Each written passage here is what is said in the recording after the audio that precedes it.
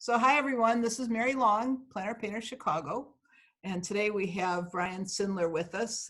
Brian is a wonderful painter. I met him, I think, at the first time up in Door County, even though he lives in the next suburb over from me. I could almost deliver that coffee you were just talking about, Brian. I wish you could. Yeah, I bet.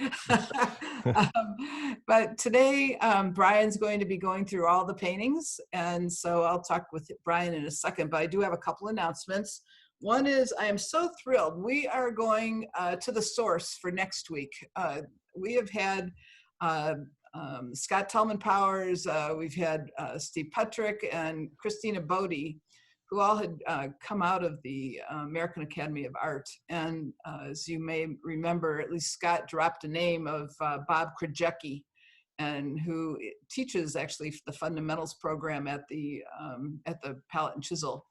And Bob actually doesn't do too much plein air, but he does. I dragged him out a year ago, but he is going to be our guest artist next week. We're going to do it differently. We are not going to look at every single painting. He said that he would rather go very much in depth in the paintings. And he knows more about, you ask him a color, a pigment, and he'll tell you where it's from in the world. You ask him about atmospheric perspective, and he'll tell you how many degrees of value change you need to make so that a road goes up and down and whatever. He is just incredible in his knowledge about kind of the how and the why of doing paintings. So next week, what he's going to do is look at 5 paintings, and he's going to go in depth. He's going to be taking them into Photoshop, and he will show how they can be changed, but he would like to see all the paintings.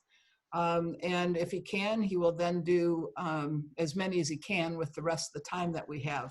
But we're just kind of innovating again in terms of how we're going to be doing this critique. I think next week is going to be not so much about our own paintings, but it's really going to be about the how and the why you need to do the kind of changes that Brian and our other guest artists are talking about. Bob will spend quite a bit of time looking at just that, the how and the why. So I'm thrilled. I've been trying to get him to come out with us, and this is a great way for him to do it online with us. So that's next Saturday. And then our steering committee met this past week, and we made a decision that we will probably not go out as a group again until the sheltering orders are over. But we encourage you, if you're going to go out and want to tell people about it, please put it on the Facebook, and just let people know that you're going to be someplace, and of course adhere to the social distancing as we should. But we're not going to, as a group, go out. We will have some more news for you, though, for some of our exhibits. We have 2 that are still going to go on, as far as we know, because they're at coffee houses. So we'll let you know about those as they come up. So with that, I want to say hi to Brian again. And Brian, I am just thrilled that you're going to be with us. I'm going to, just for a second, just make sure that people can see you over there in your recording studio. Brian is a musician as well as a visual artist. So Brian, tell us a little bit about your background and your painting, and what you're going to be looking at as you do your critique. Well, I started painting later in life. I was not a painter until I was in my 30s. And it started from, I was starting to make a little bit of money, and I wanted to buy some art, and I started buying art and became interested in it. And a friend of mine found an artist in downstate Illinois that had 10,000 paintings and drawings. And he brought them back to Chicago and was selling them. And people were just raving about the work. And I thought, I don't even paint. I could do this. It was for the first time in my life, I was able to look at art. He used really bold outlines. And then he was a folk type of an artist, and he had a very uh, folk style Van Gogh, derivative Van Gogh, folk style Picasso, folk style Matisse. He would kind of go through all these artists, but in a folk, he added his own touch to it. But most of it was done in pastel, and he would do bold outlines and then color in kind of in the shapes. And for someone who didn't understand art, when I looked at a painting in a museum, to me it looked like a photo. I didn't go any deeper. But with him, I could see that you draw an outline, you do something. So I went out and bought some stuff and started making my own Picasso-y looking type of stuff. And I got some people that wanted me to do commissions, and I was happy to do them for, I don't even know if I got paid more than, a few bucks to do it. I basically said, if you buy the supplies, I'll do the painting. And the first thing I did was like a 3-foot by 4-foot or 4-foot by 5-foot painting, not knowing anything and not being frightened about it. It's just fun. And so I kind of became obsessed with Picasso, and I worked my way backwards from the late paintings, which is what I first looked at, to the blue period. And I tried doing figurative work. And then right around the age of 40, I decided I should go to art school and learn how to draw. So I did a year of part-time at the American Academy, and then 4 years at the School of Representational Art. So I studied classical realism. And Krajewski, one of your teachers? who? Bob Krajewski? No. Okay. Bruno Cerdo and Mike Chelich and Chris Mesha were the three. There was only 3 teachers there. Mm-hmm. So it was a very rigorous program. Teachers were only there twice a week. It took about, I don't know, 3 months to finish my first cast drawing. You had to draw a plaster cast on white paper, and if your cast was on gray paper, you had to make your paper gray with charcoal. And we weren't allowed to rub anything. Everything had to be with, kind of hard charcoal. And so I really wanted to be a Picasso-y figurative painter. But when I got out of there, I was so burnt out on the figure, and I didn't really know how I wanted to paint the figure in today. A lot of the people that come from that kind of training do these very, they got a guy, the waiter holding a plate, and he looks like an Italian Renaissance, thing. I didn't want to do that, and I didn't really know. And I went out and painted with a student outside, and I liked it, and I thought I was so bad. I should do this for a little more so that I could become better at it. And it never stopped, because you never could, it never ends. Yeah. Your eye gets better than your ability, and then your ability catches up, and you plateau, and then your eye gets better, and then it's a constant, never ending phase, stages or whatever. Yeah, so, great. That's pretty much it. I've been painting now for about 30 years. Mm-hmm. Great. So we're looking forward to hearing. So tell us a little bit about how you're going to critique our work today. I'm a tonalist, I guess, and I think I'm a colorist, and I do have definite thoughts about how I approach my paintings. And I looked at the work last night because I wanted to get a jump start so that I'm not wandering aimlessly and searching for something intelligent to say. So sometimes my intention was to look at the work and really base it around color, but there's some of the work that I think other issues should be addressed and talked about, because sometimes the color is fine, and there's other issues that I'll address. So I'm really, probably the best way of saying it is I'm going to critique it on what I think is the best way that I could critique, which is my first impressions, my strong first impressions, the big things that I think are issues that could be work done All right, great. with that. So if you want to double click on the forsythias, and we'll get started there. This And is Dorothy Mason's. Is she still yes. here? Yep. Okay. And and then mhm. let's see. I moved my. Okay, I need to get my little tools here. So go in here. Draw. Okay. Okay. So the first thing that I notice about this painting is there's strong blue color in the distance, and blue recedes because it's a cooler color. But I think a lot of people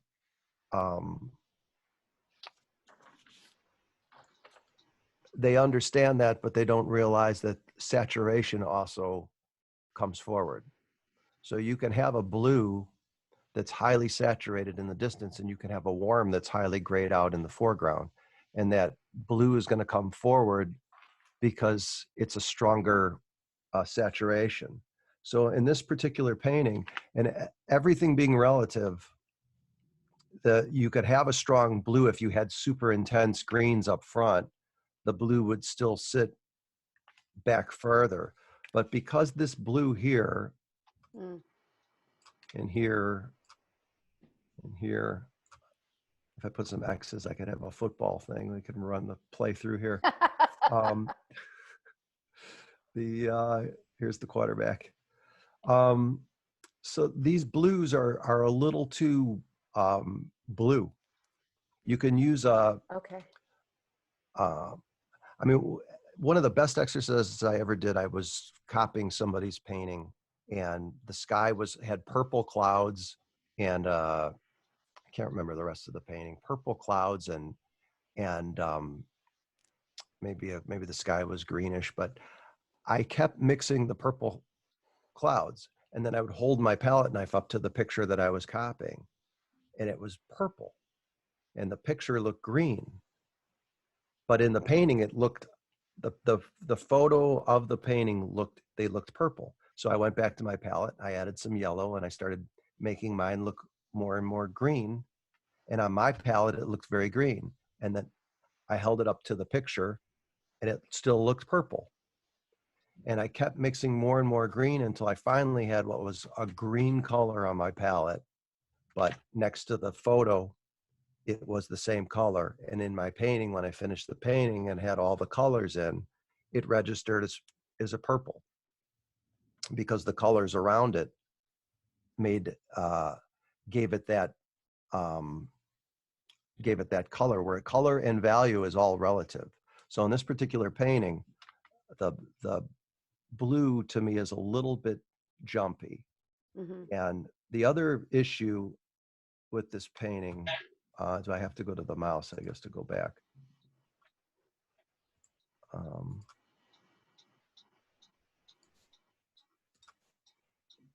Whoops. Sorry about that. Doesn't look anything like Errol, even though he's got the circles around him. You see this area here? Can people see my mouse as I'm running it across? Yep. Okay. This is not the most beautiful thing in terms of a shadow. But one of the things that we have to do as artists, we have to design our shapes. But as not beautiful as that is, and kind of confusing as it is, this is more confusing. And you've got two different values of shadow. Go ahead. Okay, yeah. So you see that in this photo, this shape, they're all connected. They make one shape. Yeah. And I would argue a shape that's not, as it is, really great for painting. It's not, I mean, it kind of looks like a praying mantis in a stick. And, I mean, you could make a better shape than that in designing a shape. But when you come to this shape, you've got a dark shape, which looks like the shadow, and there's the shadow. And then this is a lighter version. It just looks very confusing and not deliberate or established. It looks, it's hard to understand what that is. Is that the shadow of a fence? Is it markings on the ground? So this is a case where you really have to think about design. And if you had a piece of paper, you can draw this area of the painting. You could draw a line like this to where the ground plane is and draw this shadow here. And you have to create a shadow, because this shadow is really coming from a tree you're not even seeing. So light's coming from Right. left to kind of right forward. So you're not even seeing that shadow. So that shadow can be anything.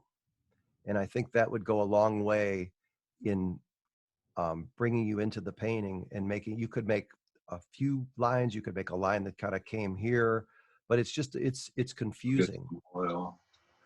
Pardon?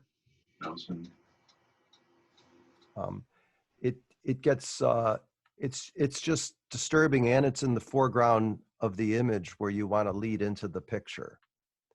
The other thing is that the colors are in isolation of each other.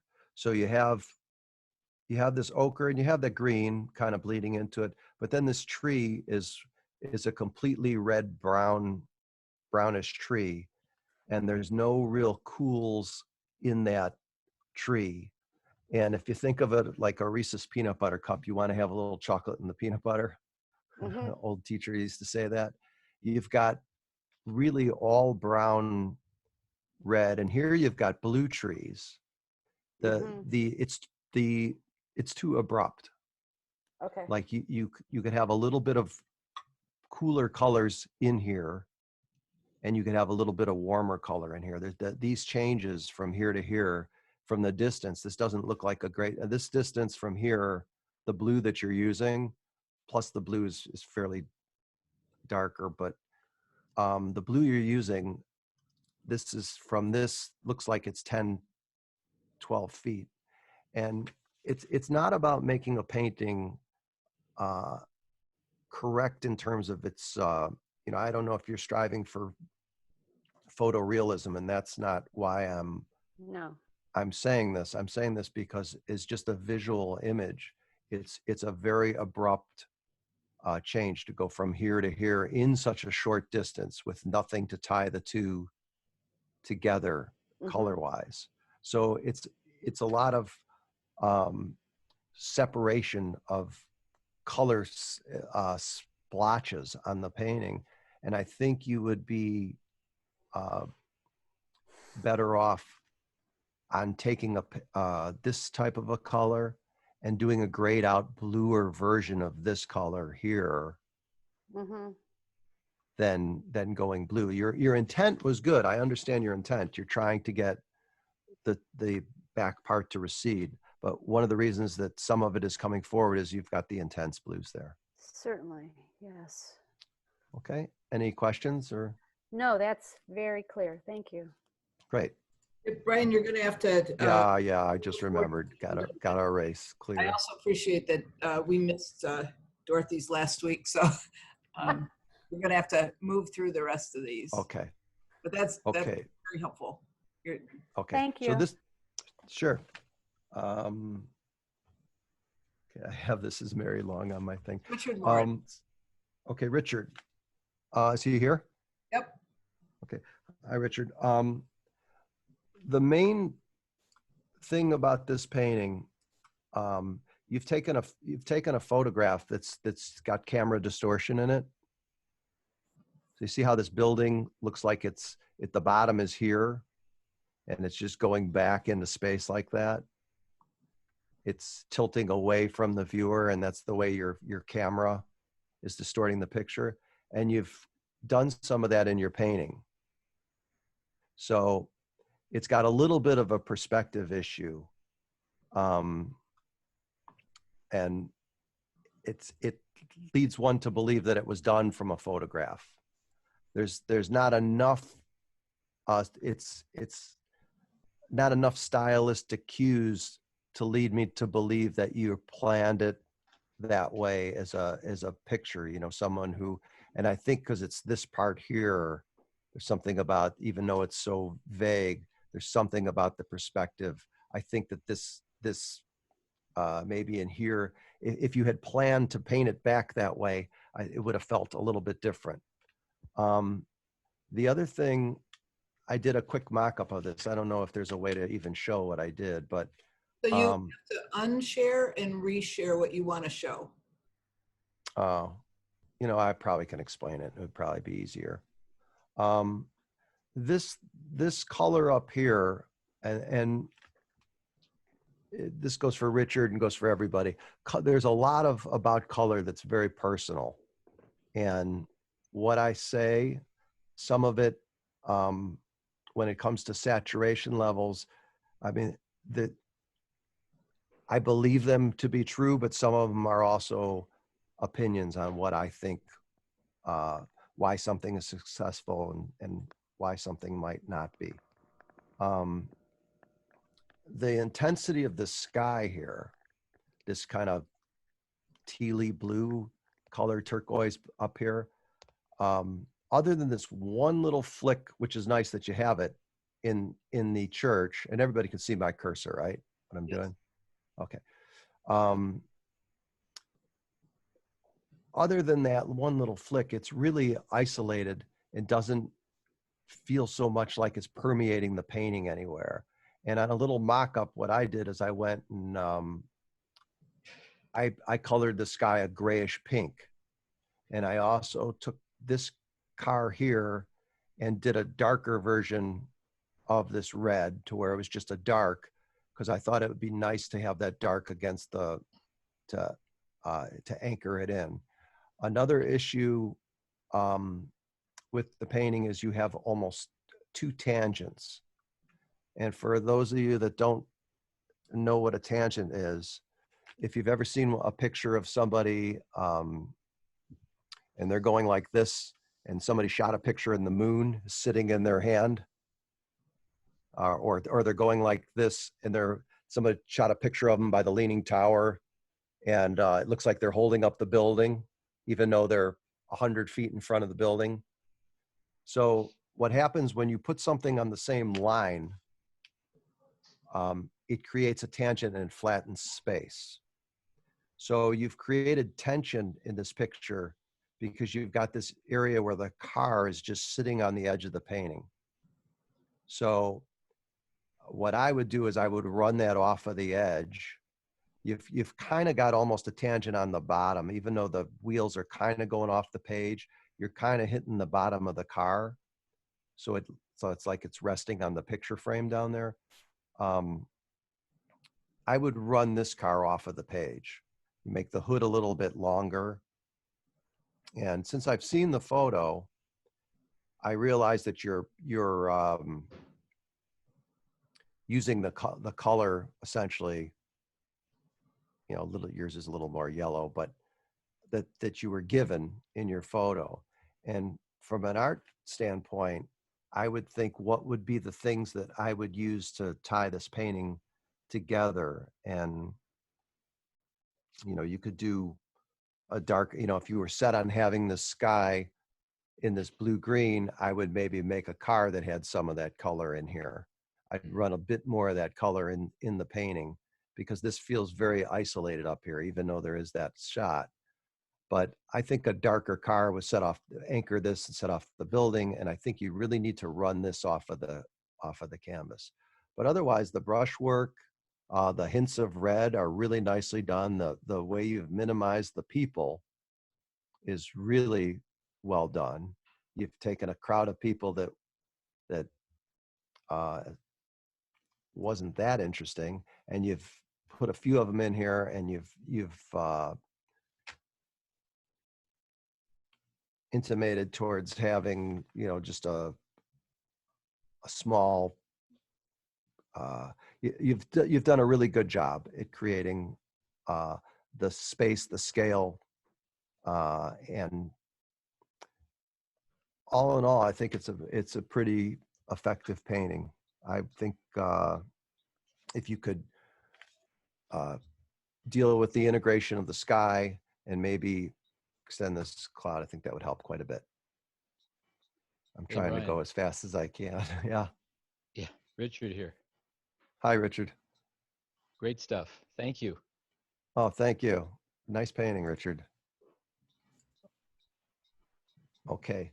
This painting is Muriel Christensen. Is she here? Yes, yes. Hi. Hi, Muriel. Similar to the first painting that we talked about, all these blues, see if I can draw in white here. I should mute them down, yes. Yeah, they're competing with this, which is you Okay. kind of, you know, that's the nice color, and then they're also kind of competing with the trees. Oh, it looks like I got a person going here. Okay. You know, the blue is almost the thing that comes out and hits you when you look at this painting. It strikes you as blue, and because the blue kind of just travels here. I mean, there's a more of it back here, but I think it needs to be grayed back, and then you could put a little more color into the birch trees. And most people that start out painting and they paint something like a birch tree, they see it as a white because they look very white. But white sometimes with a color in it can give you a lot more punch than just using, you know, I realize it's not just white, but stronger bits of yellow in there can give you more punch in those trees. And that would make your birch trees and maybe some of the foliage that you want to stand out in the painting. And lastly, I would say that the ground plane, there's aspects of it that are nice, but it's a bit jumpy and brushy for the sake of brushiness. It's not representing the land as well as it could. It seems like it's more about putting down horizontal strokes that are putting paint in the area than they are about actually describing. Yeah, it's really Pardon? Oh. So, and then also because it is a plain, the design is pretty simple. You've got here and you've got here. You know, you could design the foreground with more shapes in it of slight value changes, which you kind of have, but because you're putting jumpy, again, you're putting, if you're going to put purples inside of browns, they've got to be very, the saturation level should be close. Just like the value level, if you're putting broken color in, the value has to be the same type of value. You also have to think in terms of color. The color has to be similar grayed back enough to where your purple is not sticking out in an area that's supposed to be kind of brown, if that makes sense. Yes. Okay. All right. Should I move on? Yeah, thank you. Thank you. Whoop. Okay.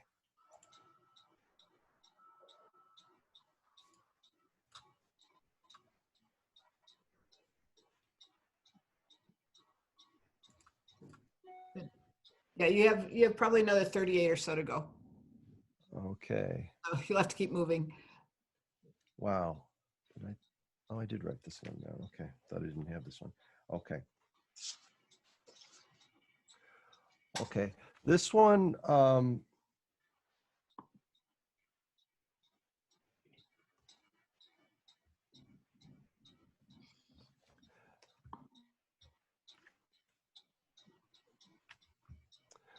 this painting, the changes are a little bit abrupt going from foreground to background. It's got, I mean, this kind of works as a middle ground, but it almost reads like this could be the wall of a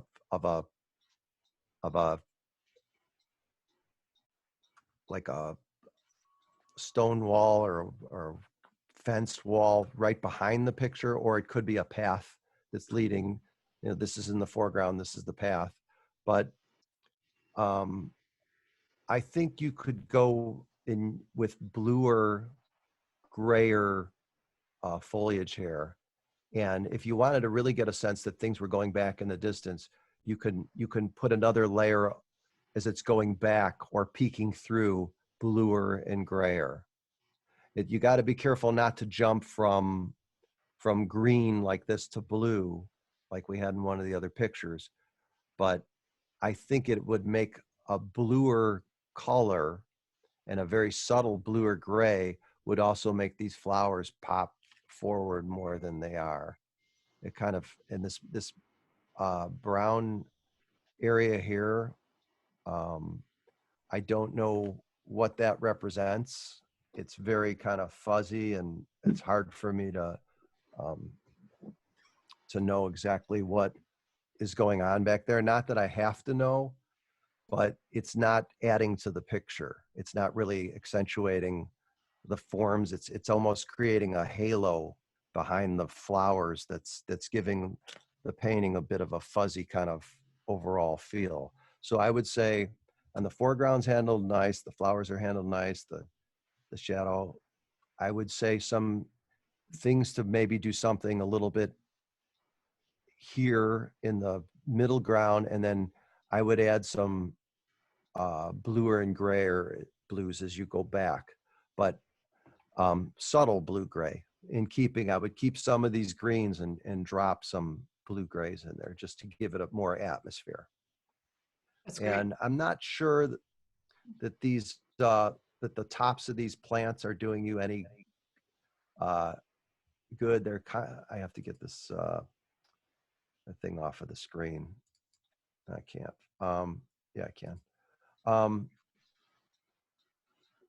Yeah, I wanted to look at the top. Yeah, I mean, you could be a little more design or create a design that would open up some of these areas and undulate more. It's kind of a wall of not the most interesting pattern. That's where you become a designer. You can come in and out and bring the sky down and create more interesting shapes so that you have somewhere else to look once you've gotten past the flowers. Okay. Cool. All right. This is not really a painting here, is it? This is a photo, is it Nope. not? No, those two. The next one should be the man coming out of not that one. Right. Nor the next one. The Field of Dreams. Yeah, the Field of Dreams. Right. Yeah.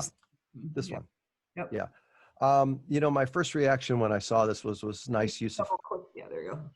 nice use of color, and I was like, yeah, this is, I don't really have much to say. The color is handled well. And then I looked and saw the name that it was Nancy, and I was like, oh, that explains it. Thank you. My only comment on this would be that, like, I would probably, I get my little.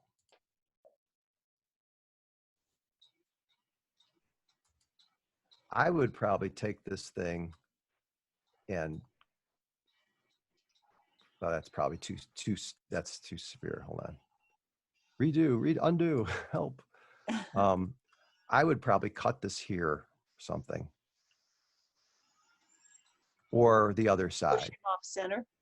Yeah, just so that, yeah, there's more, like if you put your hand up over the screen and look at the picture and you kind of cut that piece off at the end, it kind of makes a more dramatic statement of like you're finding somebody. I wouldn't do it on the other side. Well, you could do it on either side. I mean, because he's holding that one stalk, it kind of ends up him just holding a stick. But I would cut it. I think it just would give a little more interest to the design because it's very much in the center or close enough to the center. And I think it would be a more dramatic, just a little more interesting to be more asymmetrical. That's Okay. as far as the color, the beautiful control. I mean, you see the control of the greens. There's the darks are in there, but they're not punching out as darks. The greens are there's numerous greens, and the corn even reads. I don't know if that's actually corn on there or not, but the corn actually almost reads like a yeah. I mean, that almost reads like it's a green, even though it's not. I mean, it's got a very monochromatic feel, and in here there's enough. You've got the warmth of the man and the child, and then a little bit of warmth of the. I don't know if that's his other hand coming out, but Yeah. there's enough cues of warm and cool. It's a very subtle use of color, and it's as soon as I saw it, I thought, oh, the color on this is really, there's not much to say. You've got your cooler greens, you got warmer greens. It's really nice. I just think a crop of some sort would be nice. Okay. Thanks, Brian. Sure. Okay.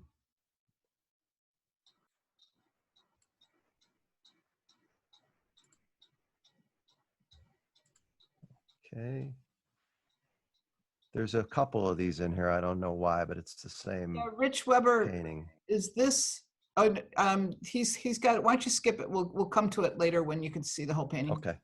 Yeah, the other one's better picture. So, Just okay. This picture, this is Deanna Moore, Schoolcraft.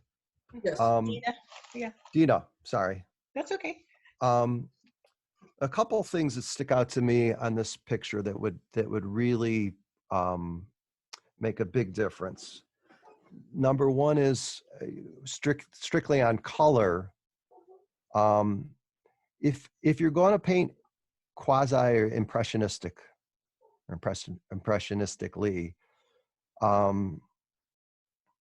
the trees have to have that same kind of feel to them. I realize you've got a few cools in this tree, but you'd be better off putting things like this by using colors to make that, as opposed to going to a brown.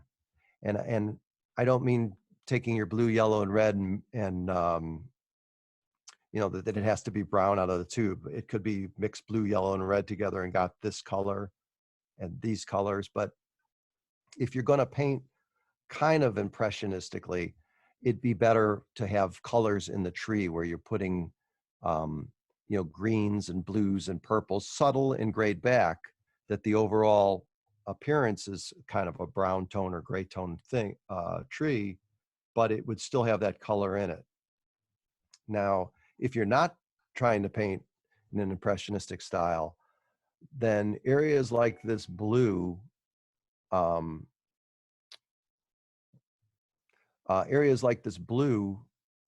are too jumpy in value, and they're not sitting in the grass. They're too saturated for where they are sitting in the grass. So if you squint down, you see the light here is sitting up as a light, and then you got this darker blue and this lighter blue. They're not really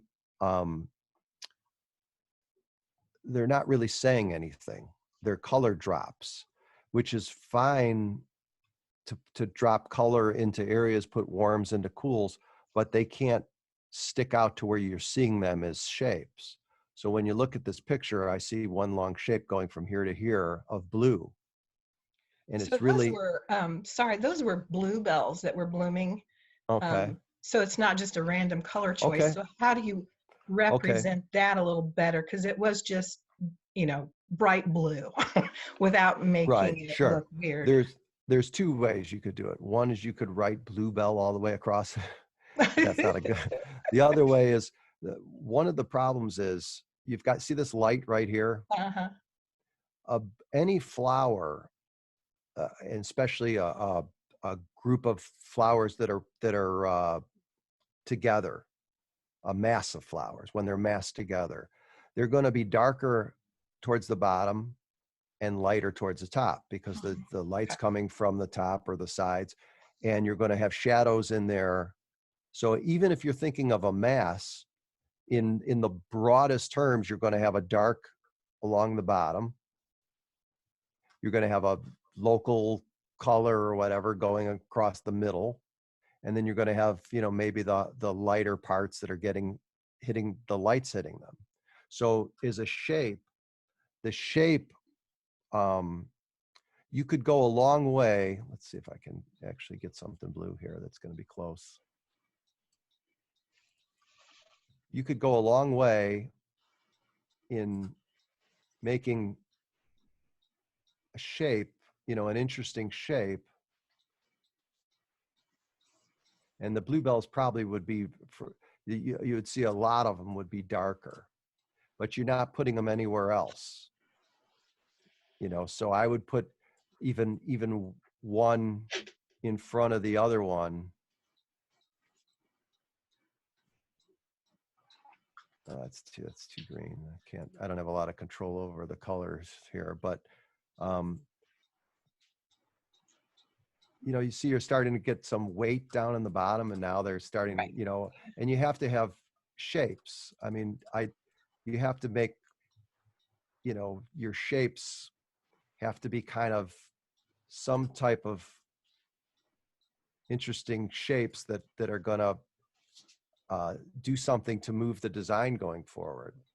You know, this is a very crude instrument that I'm working with, but It made a big difference. Yeah, you know, I get you. Yeah. so now you're starting to get, you know, sense. And then I would mass as many of them as you can together, and then you could drop one or two individual ones. Okay. But for the most part, as much of a mass you can make, I think, is stronger. And now it starts to look like something. I also wouldn't, like what I just did, I was going over your thing, but I would definitely have something somewhere going off the edge of the canvas. So they're not just floating randomly. You know, you could put another one up here, you know, and then it starts to feel more like a flower would I would look at, there was an artist named John Marshall Gamble. I would look at him, and he does tons of these California poppy and lupine, and he masses them together really well. And then he's somebody really, it would go a long way towards helping you understand a good way to mass flowers together. Yeah, that makes a difference. Thank Okay. you. The other thing is the tree could have a little more, it's like straight line, bend, straight line, straight line. I mean, I realize this goes a little bit. You could have more undulation in your trees. And Okay. just more expression, try to get more character in them, you know, where they're coming in and out, and, you know, maybe one crosses over one here. So you don't have so you're not looking at, sorry for the ridiculous blue color, but, you know, No, I get it. Yeah. so, whoop, I don't know why that went light when I took my hand off of it, but so, you know, you get kind of an overlap, a more interesting tree. Now you've got one kind of main trunk there.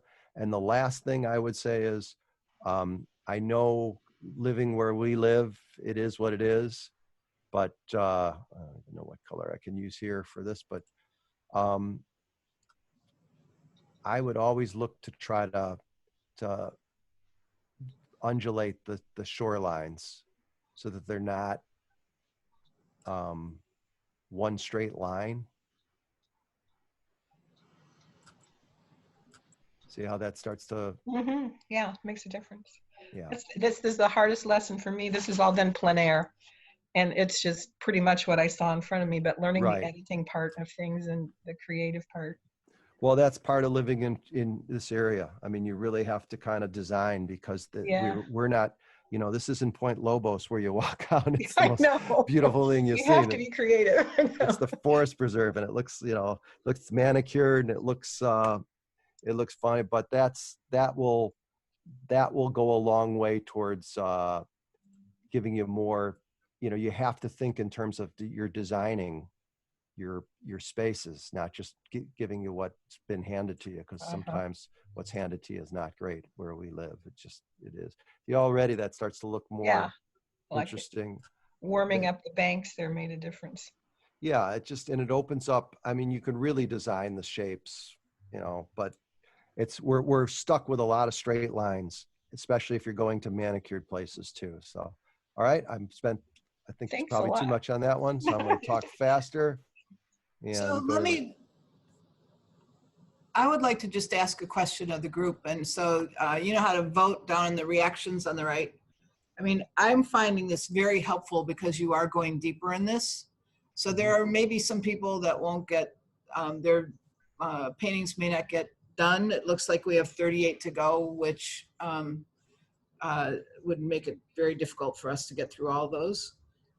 Could you give me just kind of a sense in those reactions if you are okay with us going slower? Why don't you just tell me that you're okay that we're going to go slower, and give me a thumbs up or not.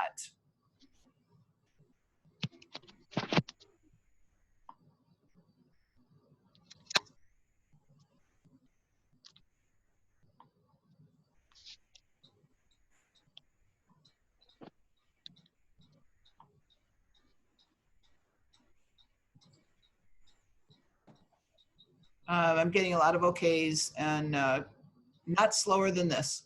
But somebody says go faster, but I like the depth. That doesn't help particularly, but okay, well, I'll talk faster. idea. Okay, I think But that's what needs. let's see what we can do. I think this one. Yeah, and I'm okay, getting slower is good because you are really getting into it. But just what I'll try to do is get people in next week then if we don't get these done. Okay. So this picture, there's a lot about it that's nice. When you look at the original, the thing that strikes me, I'm not going to draw because I have to undraw to move back and forth, and I want to move back and forth in this picture. So you look at here, this shape here, which is equates to this here.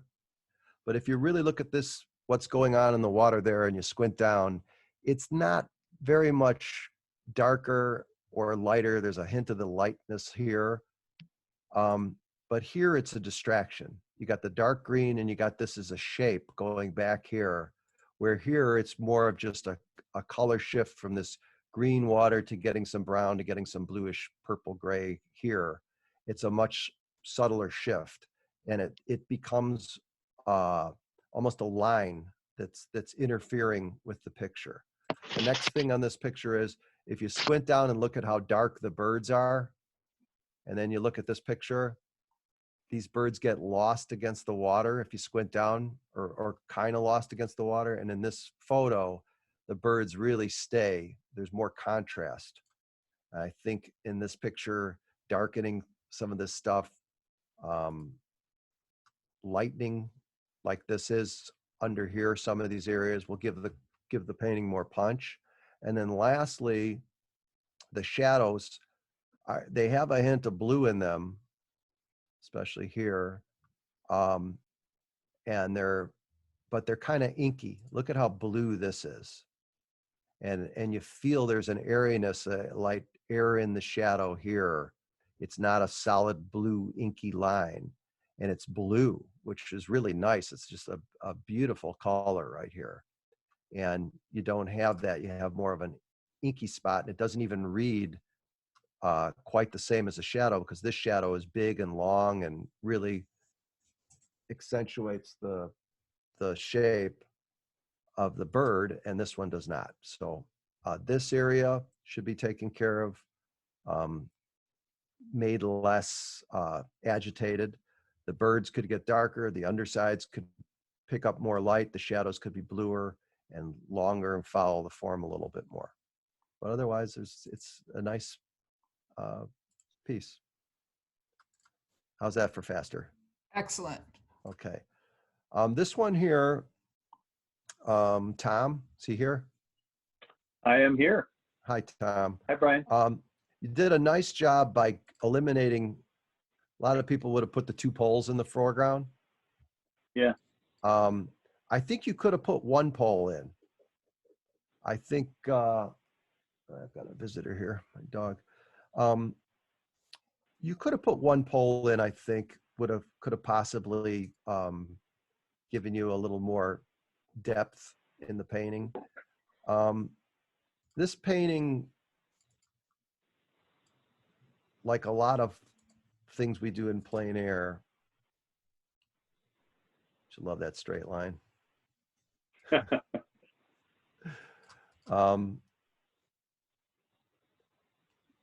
This painting has a problem that a lot of things that we do. You know, I looked at it and I drew a conclusion, and then I looked at the photo and I'm like, oh, I see why he did it.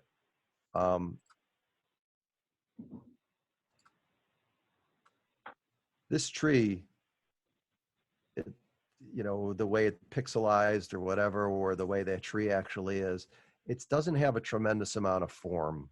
It doesn't have a lot of weight to it, but it is covering a lot of space. So when you look at your tree,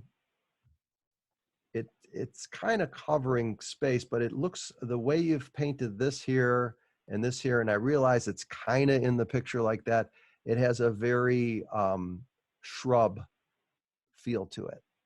Yeah. And these are big buildings. It just, I think you'd be better off if you had a much more solid, it's going to be a terrible color, so don't cringe, but what?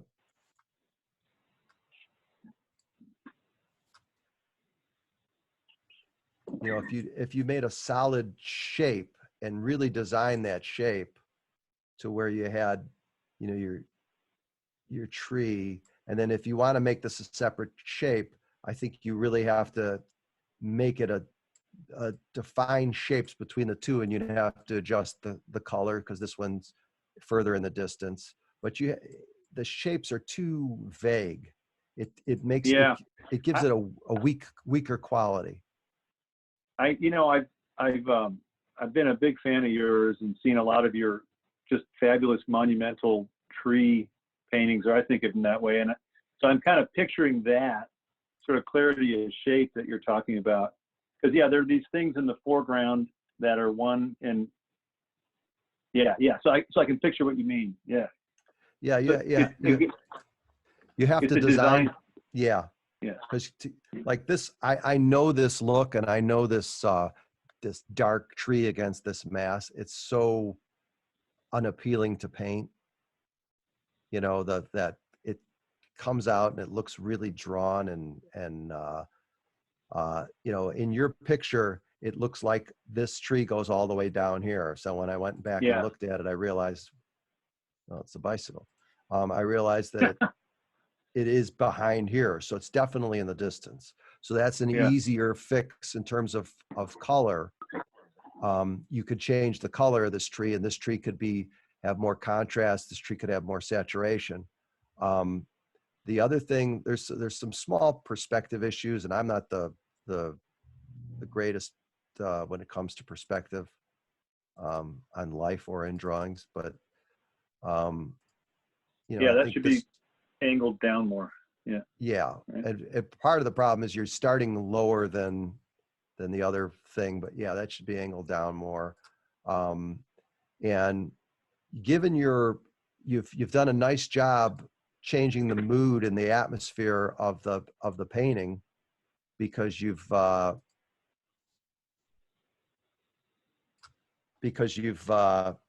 changed completely changed the temperature of this painting, right? You had you have a day sky. You know, it's a complete day setup, but what you didn't do is you made it like a dusky kind of, you know, a late golden hour kind of painting. You hit this here, you hit this here, and then you've left this green.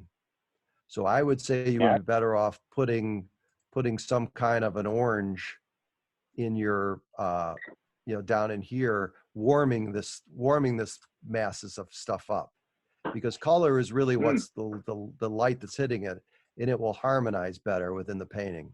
You don't, that green is sitting Yeah. there as kind of an outlier. So even doing that kind of helps it a bit. And then lastly on this Yeah. painting, the bridge, it's really, it's this, I mean, you got this plane going here from here, but you got this plane, this, if you want to put it in, you don't even need to put that part in necessarily. And you've got this shadow shapes, and really one little lit up here, one light here, and then this kind of shape here. You'd be better off simplifying it, and it just looks kind of like a mess here.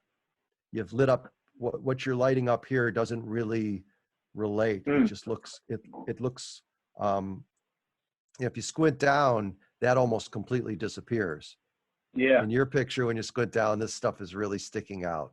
So if you darken those, you know, maybe just one light shape that turned, but that light shape's got to still look dark when you squint. Yeah. So, okay. Thank you so much. I appreciate Sure. you're making time for this. Sure. Thank you for your kind words too, by the way. Okay, this And particular. I just want to. Yeah. I just want to say, anybody who hasn't looked at Brian on Instagram, follow him. Good Thank stuff. you. Thank you, Tom. Okay. Your check's in the mail, by the way. So this painting, there's a few perspective issues that differ from the actual shed that she's, Vita, is Vita here? Yes. Hi, Yes, boy, I'm here. everybody's here today. Hi, Vita. There's a Hi. few perspective areas. I mean, the length of this roof, you see, like if you run the line down from here, where it is here, and then if you look at it in your picture, it's here. So on the other one, it's cutting through this part of the picture, and yours is back here. It's not a big issue. The bicycle too is longer than the bike in the picture. You've elongated. Now those are those could be stylistic choices, but the big thing I thought in this picture, I mean, you've definitely got a mood going, a kind of a atmospheric. You've got this very great hazed out background. So you have this kind of hazy day thing, which is nice, but you've still got the shadows running down here. I think the shadow could be a bit more interesting color. Is this pastel? Or is it No, pink? No, it's pink. it's oil. Yeah, Oh. the shadow was originally more of a teal, and it just sort of dominated. So I bring Yeah. it back. It's hard. It's hard to get, you know, sometimes when I'm painting and doing something like that, I'll paint it like 5, 6, 7 times trying to get the right color to sit. You know, you didn't make it inky, which is good because a lot of people do when they do that kind of thing. But I think you could get a nicer color, something that had a little purple in it that would pick up some of that color would be nice to give because the foreground is so green looking. A bluish purpley green in the same value range would probably add a little nice color, like chocolate at the peanut butter thing again. But the biggest thing I would say about this painting is I realize you've created your own atmosphere, which, you know, I commend. That's nice. When I look at the photo, the thing that really strikes me is the shadows.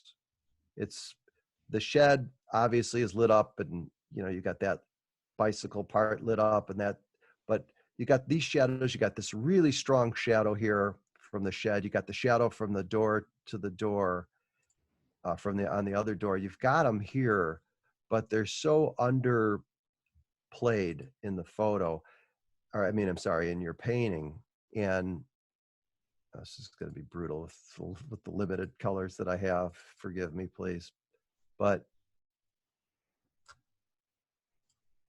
I feel like it would be nice to have, I'm sorry for putting this blue down here, but it would be nice to have some stronger shadows like the photo does to give.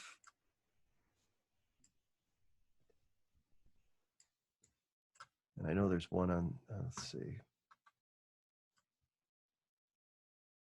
I think it would anchor the picture a little bit.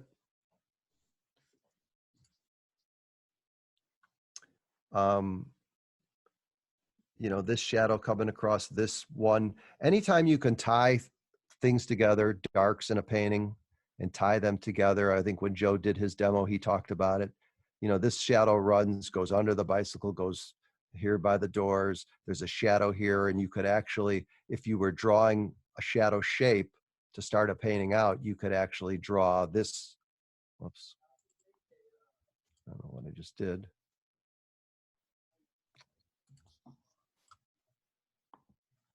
Come on, come on, come on, come on.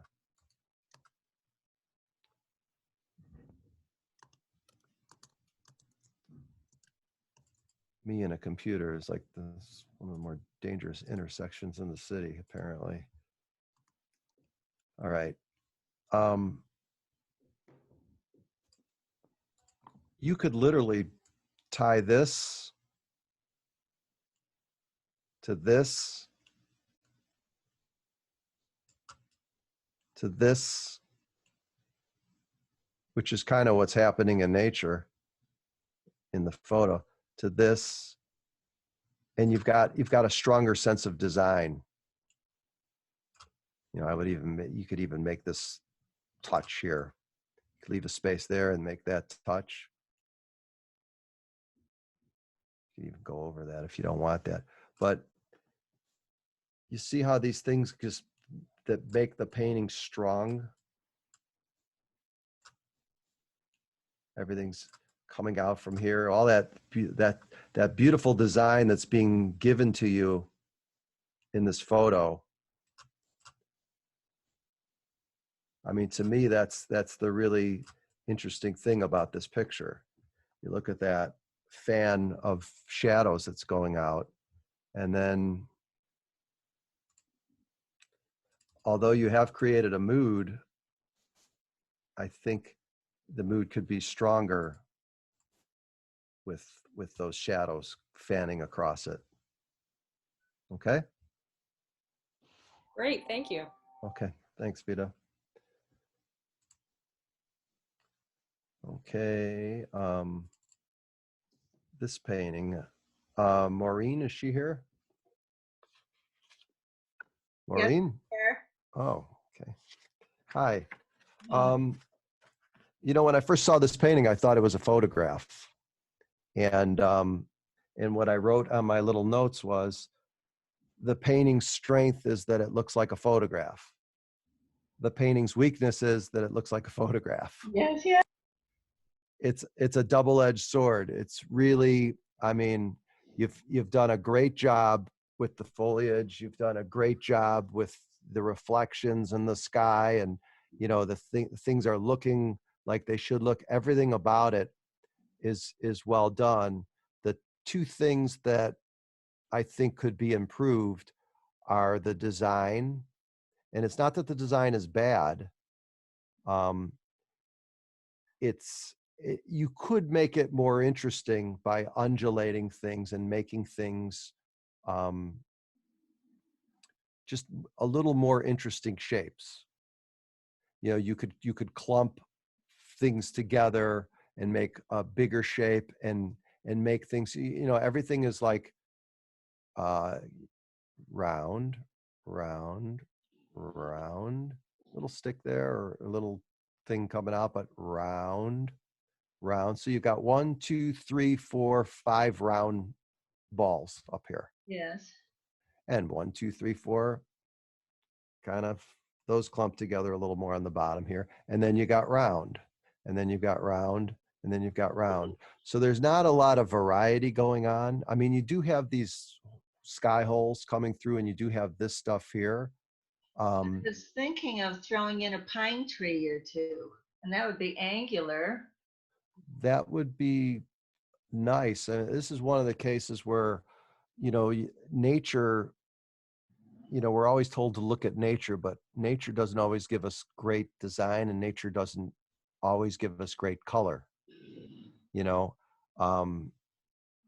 if you want to take it a step further, you know, look at all this color you've got repetition, but it's repetition that could be perceived as monotonous, because this color going all the way across, other than this guy here, and this guy's a little bit different here, and then these two lights, Yeah. but they're also mirrored in the reflection. So yeah, I mean, this is a case where there's really not a lot to say. You've done a really good job at capturing the illusion of reality, and even the reflection of the bird is, you caught him in flight. The water's moving. It looks like it's moving under him or her. You've done a really, really good job. I just think as like a painting, it's what separates this painting from a photograph other than someone says, wow, that looks like a photograph. Right. And that's a compliment. You've definitely achieved something, but like, what would you do to take it to the next level? I know, and I want to get more painterly. I always get so tight. Well, if you're tight, it's, being tight is not an issue. There's great painters that paint tight. And if that's your inclination, your natural inclination, I would never try to loosen up somebody who loves going. I mean, if it's your thing and you love going in and working on little, details, I would never tell somebody you should be loose, because loose happens to be more popular. That style of, in terms of plein air, certainly. But I think design is where this thing would really, things could change. If you start designing your shapes of trees, if you take your skill that you have to make a tree look like a tree, but design them in ways that maybe there's something about them that's super interesting in either their shape or character or the cut-ins, something about them that's just, I don't even have a color that's close, but this isn't going to do anything, but even making,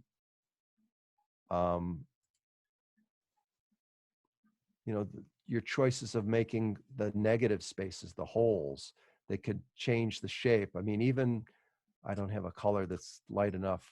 I think this yellow is going to be too yellow, but you see how right there you've changed. Now that shape just doesn't look like the same shape anymore. I'm sorry for all the, just things like that you're opening up and making,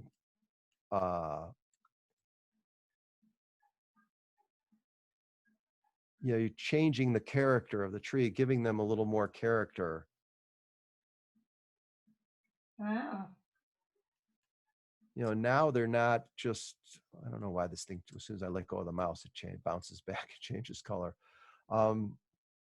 You're giving more undulation to the whole design, and areas where you could cut in even sky holes, you can put in them, more in the middle, just to break up the look of the tree. So you could mass some trees together if you happen to, I wish there was a way of just pasting the color, but you could tie a few trees together and then accentuate the one tree or two trees that you really want to bring out. I don't know if this is your focal point here, the bird, the heron, or whatever it is. Yeah, kind of, I guess. Yeah, is a focal point. It's so subtle because of the value and where it's sitting. I didn't even notice it at first. I found it, as I was looking at the picture. Right. So you'd probably need to kick up the saturation on that, maybe put some more yellow into that white or something, to get it. But just the things that you can do going through your landscape, look at all your edge work. I mean, you've done a nice job here because you don't really, you have this kind of line here, but you've undulated the bottoms of the trees to break up that line there. You've also made a harder line.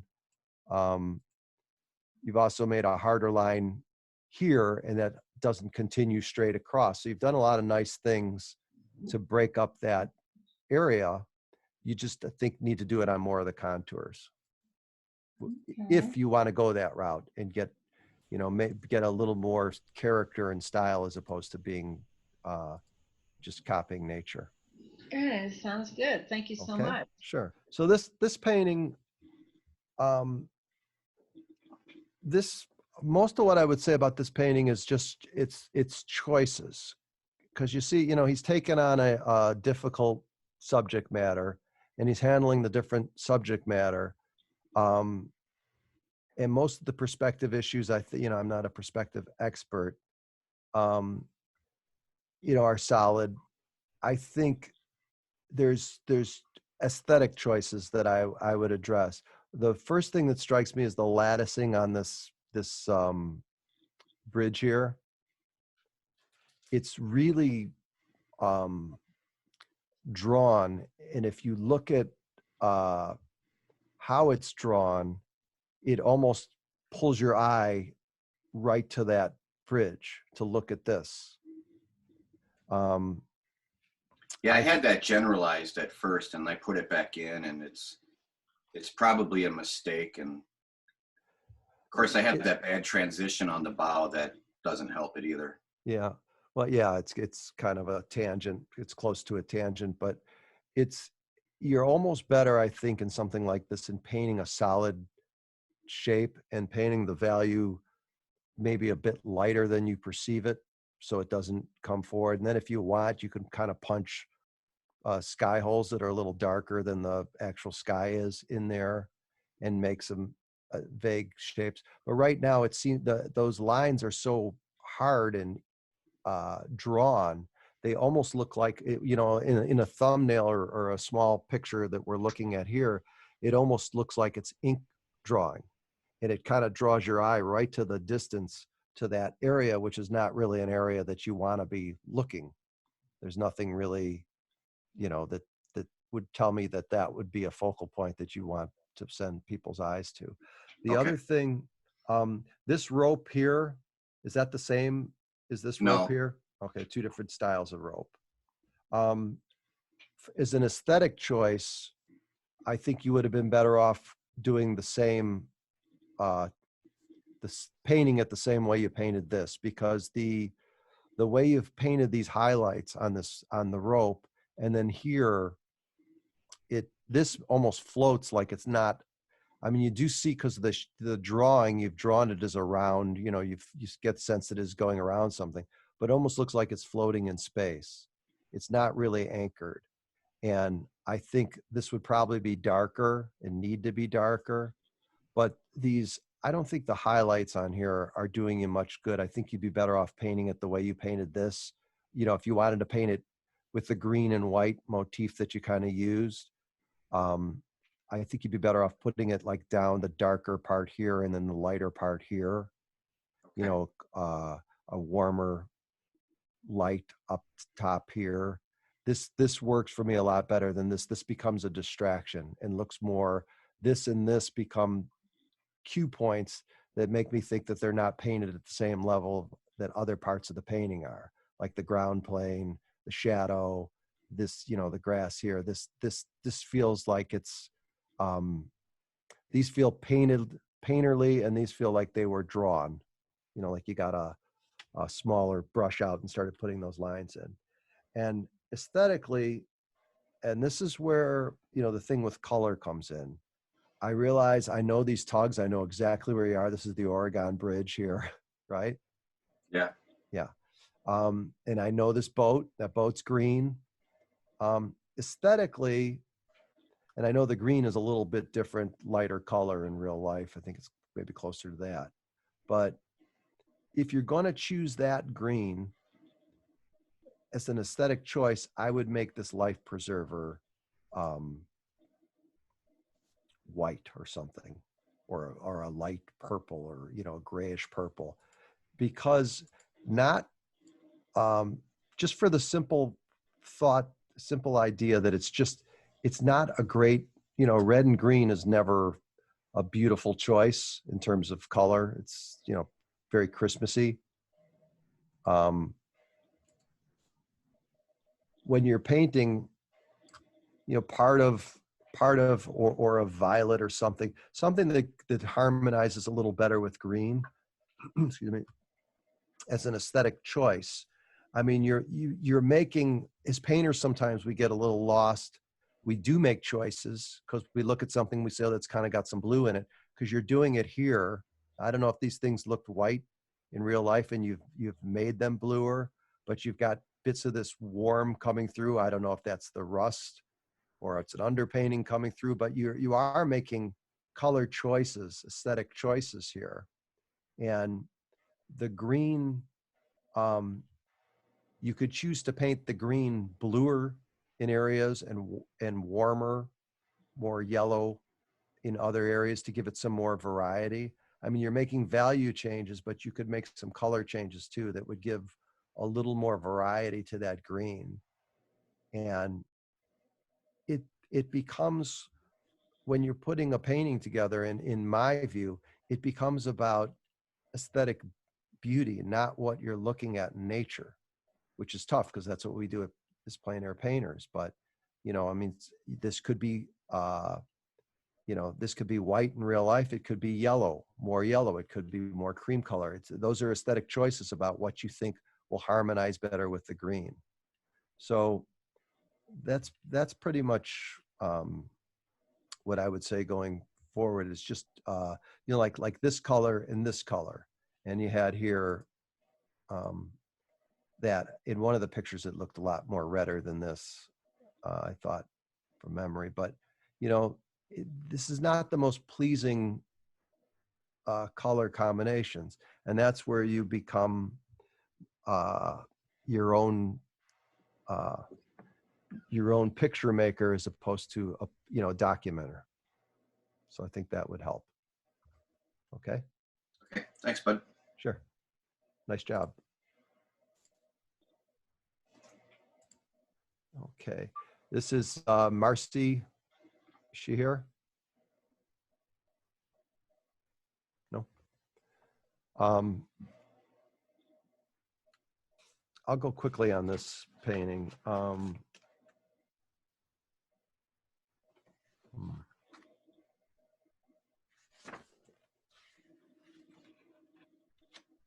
Okay. Marcy is not here, correct? Okay. There's an overall saturation in this painting that for me isn't working because when I look at the original picture,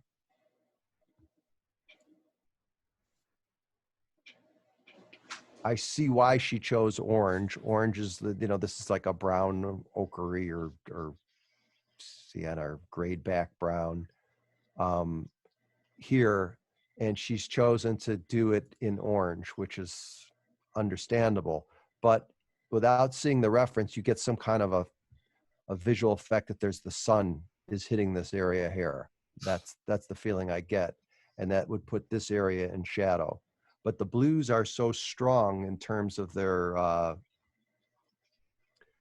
saturation level, and they're competing with the saturation level of this. There's really different cues that I'm getting. I don't really understand. It's not really striking me that this is a blue umbrella because the table's blue and the building's blue and the fence post is blue and the cars are blue and this building is blue. So to me, this doesn't really read like this was some kind of, you know, you go somewhere in a restaurant and they've got those really strong blue or type umbrellas that are there. It doesn't read to me like that. It reads like it's just was a color choice to make blue and orange. You know, these buildings are blue, and then back here they're light. So I get a sense of light and shadow, but I'm losing the cues in other parts of the painting.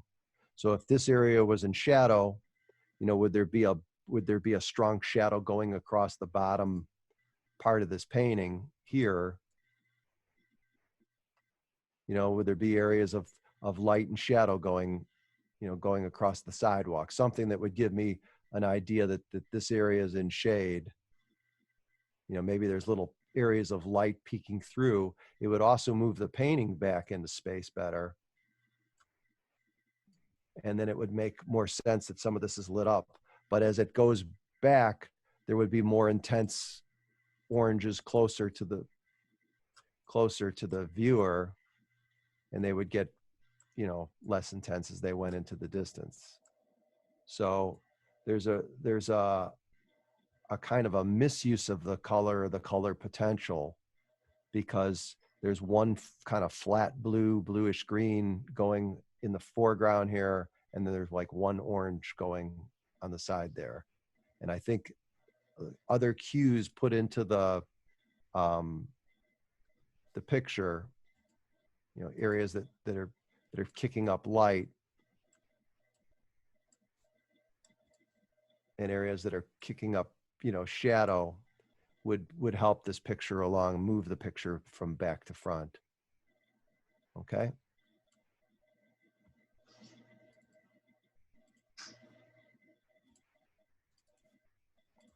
If this was Mary, right? Marcy. Marcy. I mean, anybody can contact me if they have questions. If she feels like she watches the video and she didn't get enough out of it, you know, she can contact me on Instagram or Facebook. Okay, this picture is Elizabeth Gear. Yep. Okay. There's some really interesting things that are going on in this photo.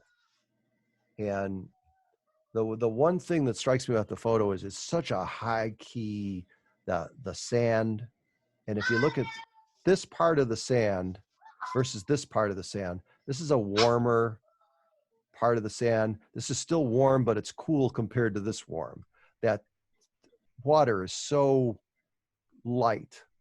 And the shadows that are, not shadows, but the wet sand, that's that kind of purplish sand color, is still very high key. So if you go to the photo, you've got dark purple here. The water's darker and a duller here, which I know that can happen. You get in the foreground of a water and you're churning up sand, or there's rocks under the water, and it could look more earth tone in the foreground, but you've got that bright teal that's in the background. And I mean, you do get something a little darker, but the overall look of this is just very light and airy. And you've created kind of a dark space. And also the sky, although it does have those clouds in the sky, if you kind of squint down and look at the sky, it's a little bit darker up here and lighter. It's like 3 bands, you know, lightest, kind of somewhat, and then this area here. I would simplify the sky, because I don't think the sky, I would simplify it down here for sure. Make that one band going across more like this. This is just a simplified version, and I think it gets too busy in this picture. The other thing is I would mass together the trees. See, the trees are kind of like, you got 1, 2, and then this shape all kind of goes together.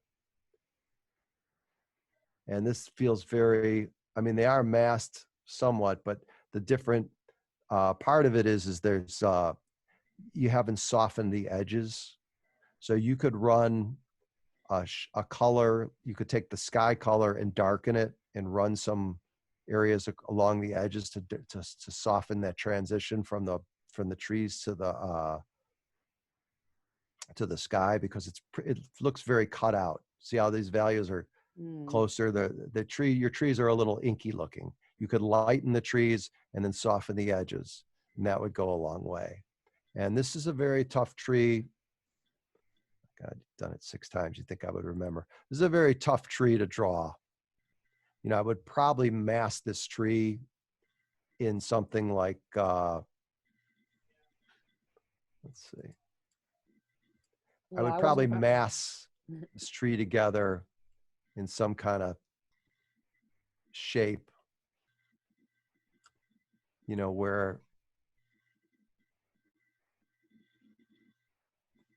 it's more like this. it contains the general shape of that tree, but I would probably mass it together more. Yeah, I wasn't very happy with the tree, so that's a good suggestion. Well, it's hard to draw, you know, I mean, those kind of shapes, plus it's, you know, it's a shape that's it's a pretty irregular looking shape that isn't very normal for what we see, you know. I think you see already it starts to have more form to the whole thing. Yeah. Like that it does when it's got all those holes coming through them. Mm-hmm. I would paint it like this, and then I would go in, and then you could add your light, put your light in the trees, a darker version of the sky to knock some shapes in. And I wouldn't even look at the picture to do them. I would put them in where I feel like I would want to put a shape in. You know, if I wanted to put a shape here, you know, I'd put it in. That's not light enough, but it's gonna be terrible color again. But you know, I'd just start to pick my areas where I wanted to put some shape. You know, it doesn't have to be where where they are in the picture. Just how you feel. You know, and you keep playing with that.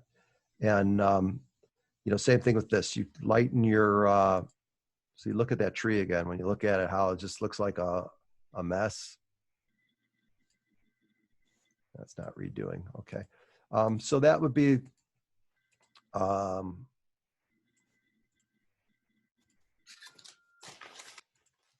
the thing with that.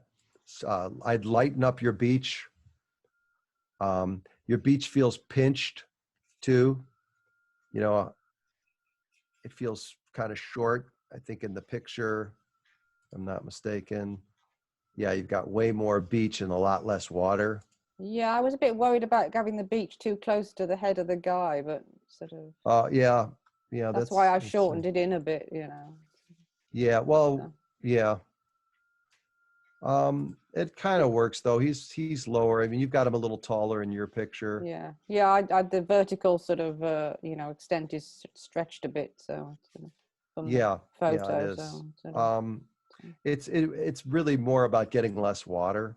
Mm-hmm. Okay. I think, you know, or a better shape of the water, because if you look at this shape, I think it's just a little more interesting. The water here ends here, but then comes beyond. And in here, it kind of stops right here, whereas the water could come, you know, that water could extend. Yeah, okay. Whoops. Yeah. Yeah.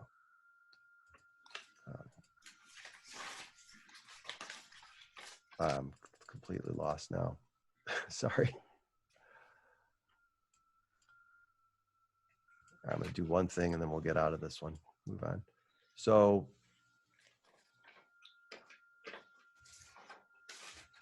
yeah, this could extend in farther here. Mm-hmm. But I think I probably would prefer it taking this guy out farther. Yeah. Yeah, and actually on the real painting, the sand looks a little pinker than it does on this photograph. I sometimes have trouble getting the colors on the photo to match what the painting looks like. Yeah, we all have that issue, right? So, yeah. So even that starts to make it, gives it a little more interesting shade. The shape looks kind of stunted. Yeah. It looks like, you know, I mean, it just feels a little like you need some more undulation kind of going. I would get that shape before I'd worry about getting the guy right. Mm-hmm. You can paint the guy in again. You can paint him smaller in scale, but I'm going to do this now and hold down, because as soon as I let go, the value is going to jump and it's going to not be as clear. But it's just a better shape, you know, of things. Yeah. So, okay. Yeah, great. Thanks very much. Sure.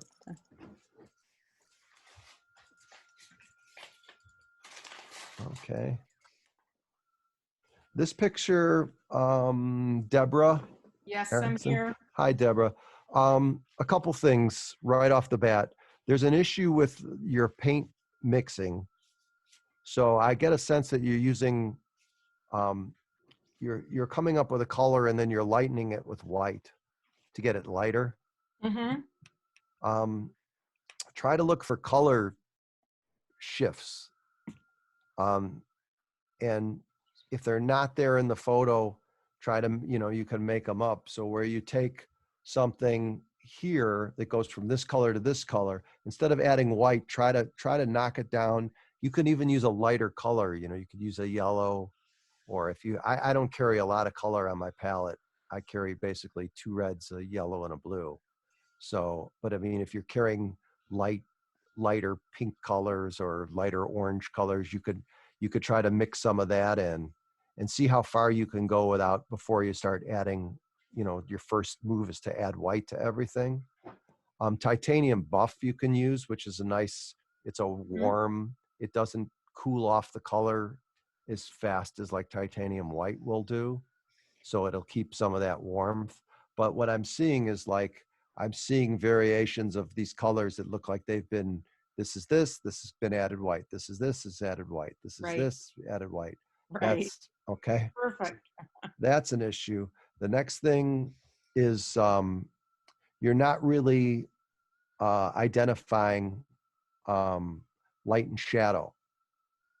Even on a hazy day where there's not a tremendous amount of light and shadow, I realize that it's kind of coming from here, but oh God, this thing's gonna drive me nuts. Okay.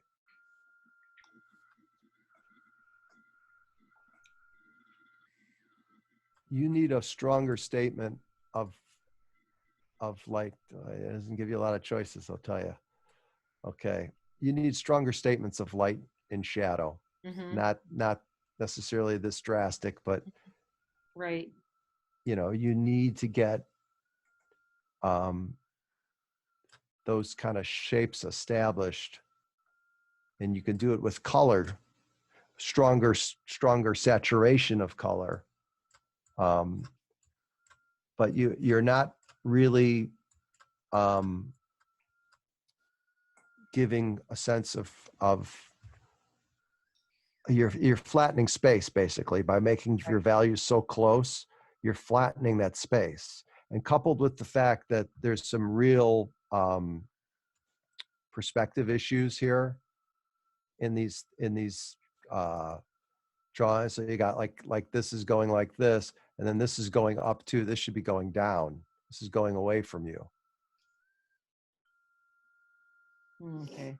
So you've got all in this one little picture, you've got a lot of different cues of what's going on. Like this is kind of going this way, this is going this way, and then this is going this way. This, I'm not sure if that would go, if Errol was here, he probably is a lot better at perspective than I am. But then this would go down here. Errol, did you hear that? Oh, Is he here? I didn't know I was off mute. So I was working hard with it too, but I get it. I'm here, Brian. Okay. So like this thing would go down, right? Like this. I mean, this whole ledge would go down, and then this would also go down. Yeah, you have to find your vanishing point, and then all the those verticals on the roofs are too. They're not going to any one vanishing point. Right. Yes. So But guess what? I did work with it. I worked in it. I just didn't nail it. But also the vanishing points would be different, could be different for the different buildings, because they could have different vanishing points when you've got this many buildings. Could be, yeah. Yeah. But just looking at this building here, like if this is going like this would be going like this. Right. Exactly. Which would mean this would be going like this. Exactly, Awesome. yeah. So all those things coupled with the fact that you're not giving, you're not really giving enough value changes on the planes are just making are confusing the issue. You've got, now no matter what the perspective is, unless this particular house here was built on a hill. And they are. But I mean, but they wouldn't, even if they're built on a, seeing this kind of perspective just doesn't make any sense. I get it. And I can't even tell if if this roof is splitting, like if this is the side here and the roof is kind of going like this. So, I mean, buildings, you could get away with wonkiness if there's a, you know, in a weird way, the whole picture has a kind of charm of wonkiness to it because everything's kind of that way. Mm-hmm. But there's enough visual cues here that tell me that this is not a stylistic choice. Right. There's visual cues that are telling me this is more of a, you know, Back to school choice. yeah, same, you know, here. So, okay, if this line is that severe, this one should be going back, that's fine, right? But where this thing is meeting doesn't seem right. Yeah. And then this should be up here and then, you know, going down. It's just, it's too, you know, this can't be at a higher angle. The higher something is up, this angle, if anything, has to be more severe than the one below it. If you're down on this level here, you're looking up. So as you go, if your eye was here, like if this is around where your eye was, this line is going to go somewhere to where it vanishes off the page. As you go down from here, if this building went all the way down and had windows, when those windows got to here, the windows down here would look like this, but the windows up here would look like this. Yeah. You know, and go somewhere here. So all these lines have to kind of converge, and you've got so many different cues of stuff. You would be better off if you have a picture, taking a picture and getting some tracing paper and getting a not just tracing paper, but that tracing roll. So you got a nice long sheet, tape it down over the picture, and then run lines with a ruler, because they're all going to probably go off the page, and then start connecting those lines. And then you'll see, and then you can even do a trace drawing of the whole picture, and you'll actually see just the lines, and you'll have a much better understanding. So the two takeaways: start using maybe titanium buff and colors to do some of your lightning. And then you if you want to do buildings and stuff like that, I think you have to understand them first before you start playing with the shapes of the buildings. Okay, thank you so much. Okay. Definitely informative. Brian, people are asking for the names of the colors on your palette.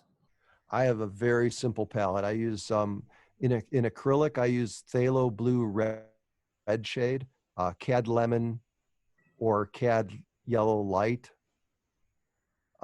depending on the maker. It's usually cad. I prefer cad lemon, but I don't think Golden makes a cad lemon, so I use cad yellow light. I use a naphthol red light, which is like a cad red kind of light to medium, and permanent crimson. That's pretty much it. Occasionally, I've been messing around. I've been adding, like in liquid acrylic, teal, and you know, a color like that I spray on, like you'd add curry to a sauce or something like that. You know, I want something really radically different quickly. But I've been painting with 4 colors for years. Okay. And I recommend that because I think you really learn what colors do when you're working, when you have to make them yourselves. Hi, Brian. It's Ann. Hi, Ann. Let's see. Okay, this is your, okay. Hi, Ann. Hi, Brian. I saw this picture, and this one caught me right away because you took a really nothing photo. Oh, actually, I painted from life, and that's the photo of my setup. Okay, great. Well, yeah. I love the design. I wrote on my you. thing, love the design. You know, this is kind of a really interesting, the dark, the light, the shapes here. The things for me that are holding it back is the drawing of the chair. You know, if you look at the chair and you look at your chair, it's one of those things, again, it's kind of stylized. It's not terrible. It's not perfect, but it's not bad. But more than that is the shadow under the chair and the rug and the floor. This is where being an artist, you have to make some decisions, but also you are getting a lot of cues in nature. So look at, I don't remember where yours ends, but just for the sake of this discussion, look at the dark here, the dark here, and then that shadow, the dark here. And then look at the rug, and then go back to your page. It's so vague, I can't really tell the difference. You know, where's the rug? Where's the, I think some strong, and I don't have a dark enough dark, I think, to do it in this format. But I think a dark statement of this shadow would really help this picture. It would give it much more, it would add to the overall design quality that you've already established. Mm-hmm. You know, because that shadow is an interesting shadow. And then same thing on the, when you go to the picture here, I mean, you don't have to necessarily follow this value completely, but there's something really nice about what it's actually doing. So right around the shadow here, you got a light, and the floor is light. And then you got light here, and you got light here, and then it kind of, it's giving you a lot of cues that are really painterly. It's made the unimportant parts dark, and it's made the parts to accentuate the shadow light. And then the light on the chair, those little accents, I went the wrong way. The little accents on this, really the darkness of the chair here on the legs, underside of the leg, that little thing there, they give that punch that the painting is missing. And once again, it's not Everything about, I've done. pardon? Push everything. In other words, push everything I've done farther to the extremes. Yeah. Mhm. And it's got that little bit of light here because you've drawn it differently, so that rug in the picture, what the heck that the light in the picture, you know, is kind of, there's making a light right here, you know, and light here, which you kind of got. And then that shadow, I just don't have a dark enough, it's looking darker because I'm drawing the lights against it. I don't have a dark enough thing to do it, but it just comes, you know, you've got some really nice design. It just becomes more and more about the design and accentuating the parts of the design, darkening the spaces that you don't need to be that light, you know, making them shapes. Doesn't even matter if you see the edge of the rug or where it goes here. Doesn't matter if you see this corner here, you know, darkening all that stuff up, and then lightening the highlights where you really want them to be, you know, just gives it that extra punch that you know, maybe even one like on the chair here, and it just punches it up a little bit. That's all the painting needs, you know. I'll glaze for one approach to pushing the darker darker. Yeah, you can, but I would like, I mean, look at the picture and look at the shape of that shadow and how sharp it is. Yeah, you're not going to get that glazing. True. You know, you want to put in a nice shape because the shape is a design shape. It's just it's a very cool design. That shape is arguably as much the focal point as the chair is. You know. So, Okay. Great. Nice job. Thank you. Oops. Okay, we've got Barbara. I'm here. Hi, Barbara. Hi. Excuse me. So this painting, you've made some choices with format, and you've changed it from a horizontal to a square. The one thing that I do like about the horizontal format is, can you see the cursor here? Yes, I can. Okay, good. I like this kind of, you know, coming in and this coming in and this, you know, it just seems like there's so much movement kind of coming in the square format, which I happen to be a big fan of. It impinges on the on that movement a little bit. It crops it. So like, I don't even know that this is a railroad car until I see this picture. Oh, it's a railroad car. To me, it's another building. And the other thing about this that makes this an interesting picture is I'm sure a lot of it has to do with, it looks like it's an older picture. So it's was this an actual photo? Yes. Yeah, because it looks like it's been desaturated over time. Yeah. I like that desaturation. It makes it more monumental looking.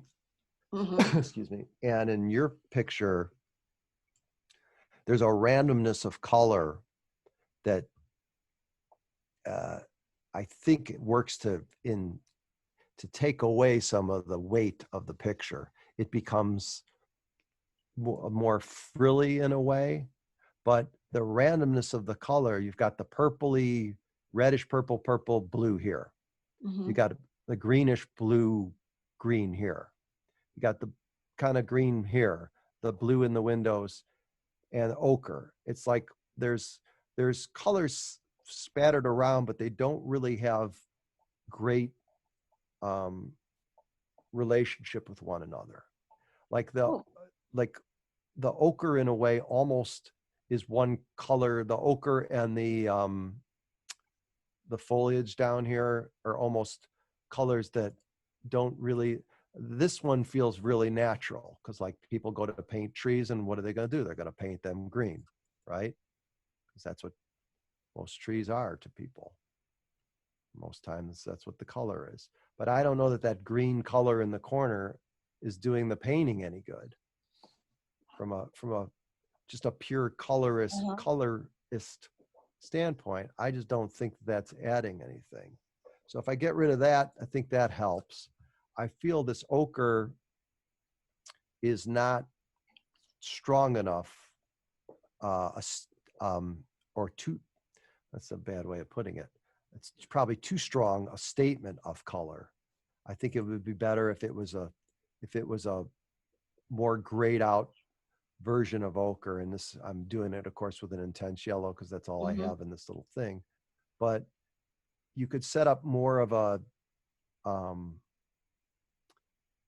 dynamic light and shadow that you've got going on. Even that helps, right? Mm-hmm. Just to do that, you know, the painting is looking very kind of flat. It's all the colors are grayed back and nothing is really, there's not necessarily a focal point. It's just a bunch of things. So you have to think about, what is this painting about? Well, it started to be the water tank, and then I was really deliberately just keeping with a limited color. I had one blue, one quad red, and ochre, and then I did have a little green in there, but I think maybe 4 colors: purple, a blue, a red, a quad red, and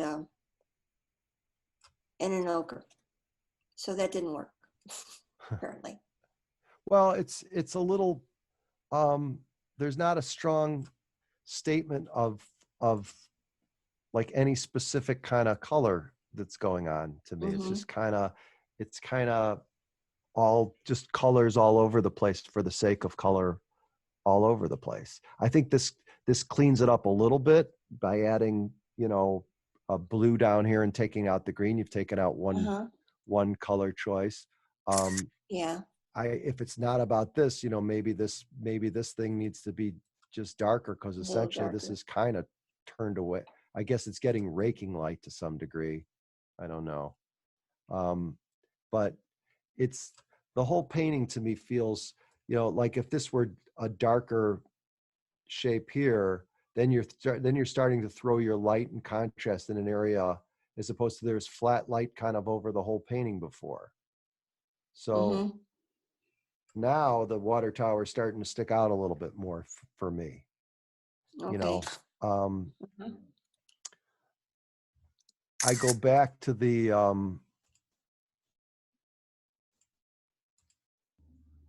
this here, and there's just something. Oh, I know what. Yeah, you changed some things too. You simplified, like this wall actually kind of comes up in real life. It's a higher wall, and See how that kind of comes up, and it also catches that light here, like the face of the building does. You've added these, you've kind of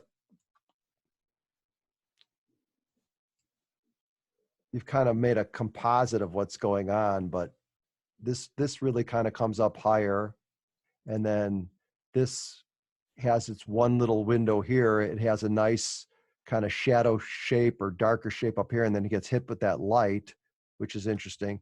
And then this building has its own shape, and it's got that light hitting it and the darker shape going in the other direction. This is darker, and this would be darker too. This would be dark, is the same, it's giving you the same value as this is here. And not quite as dark as that, but you're also losing by cutting the format into a square. You've lost the sense of that train car being a long car, which is why it doesn't really look like a train car. So one of the things you could possibly do, I don't know. Repaint it. Yeah, well, repaint it or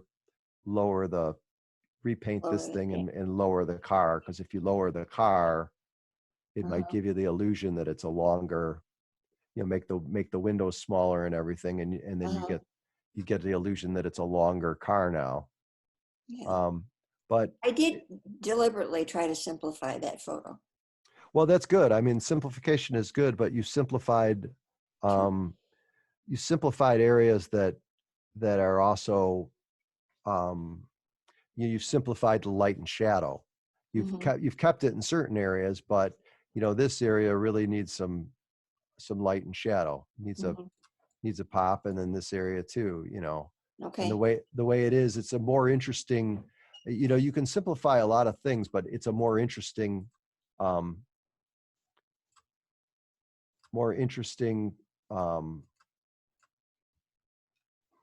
the heck are you? Come on. Okay.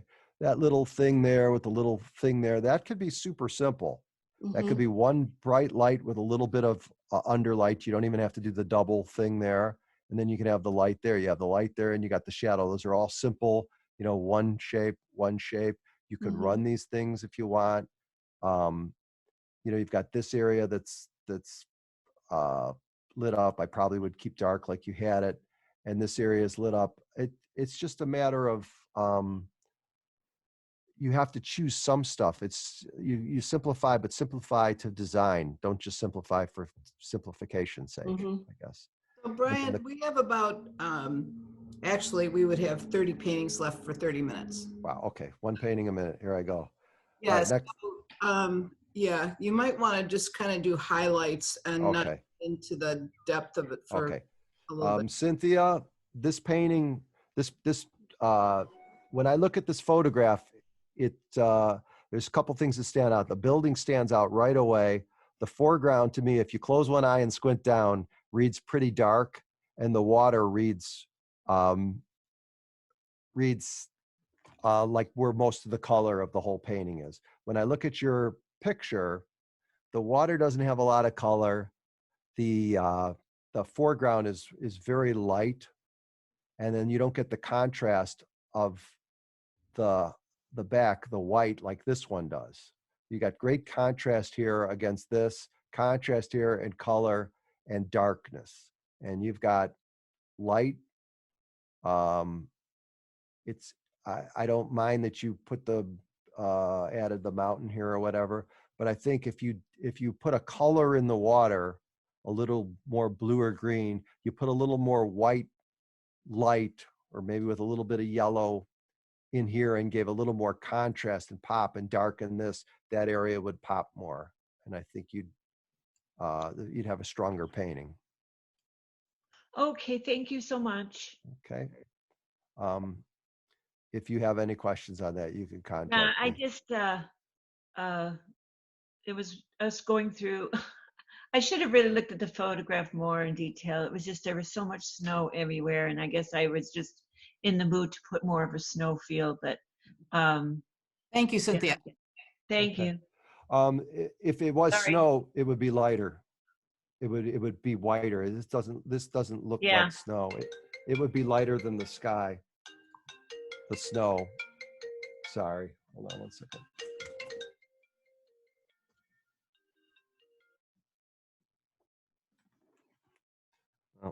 just actually hung up. Didn't mean to do that. Okay. The next one is kind of similar to the one that we were talking about with the buildings and the train.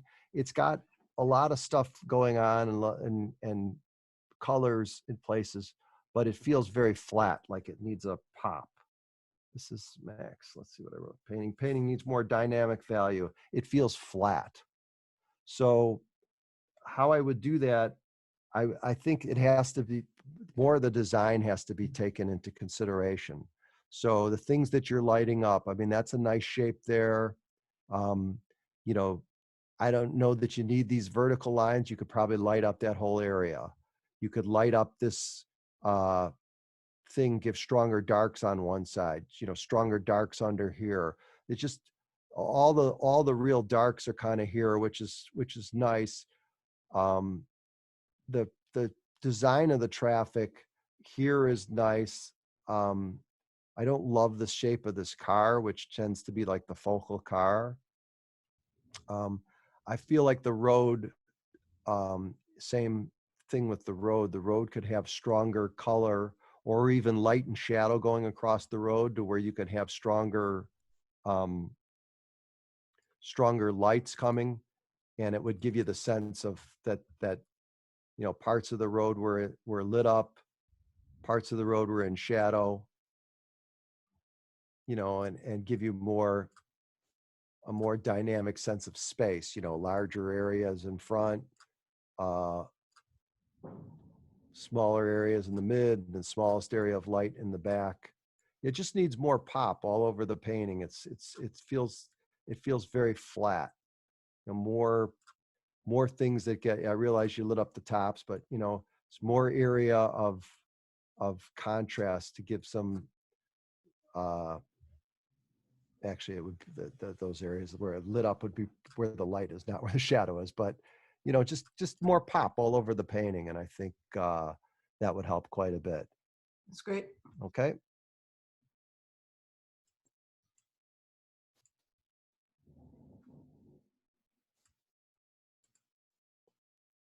Okay, this painting, a very similar situation.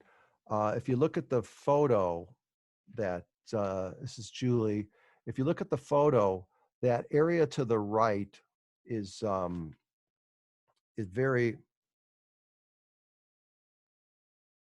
I lost the photo now. Okay. The area to the right has got a sense of dark that highlights the green of that pool. And I think you would be well served to kind of darken this whole area and make it about the lit up patio and the lit up green pool. And that would be, that would draw your eye to the area, because this area is too light. It almost borders, this area is actually lighter than the pool, I think. And if you look at the picture and you squint down, all that area kind of is one value from this side to this side around here. And it highlights the shape of that almost sand colored patio, and it highlights the shape of that pool.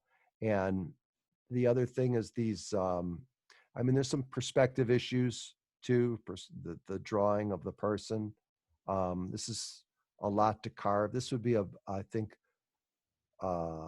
an easier painting to pull down in oil than it would in watercolor, just because there's a lot of things that have to be drawn right from the start. Okay. Whereas an oil painting, you could cheat, kind of, you know, start sculpting your areas of light and dark.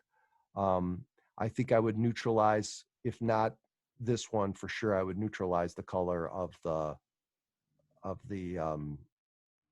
canopy here, and the shadow under the canopy is a little too saturated of purple. I'd really make it about this green shape.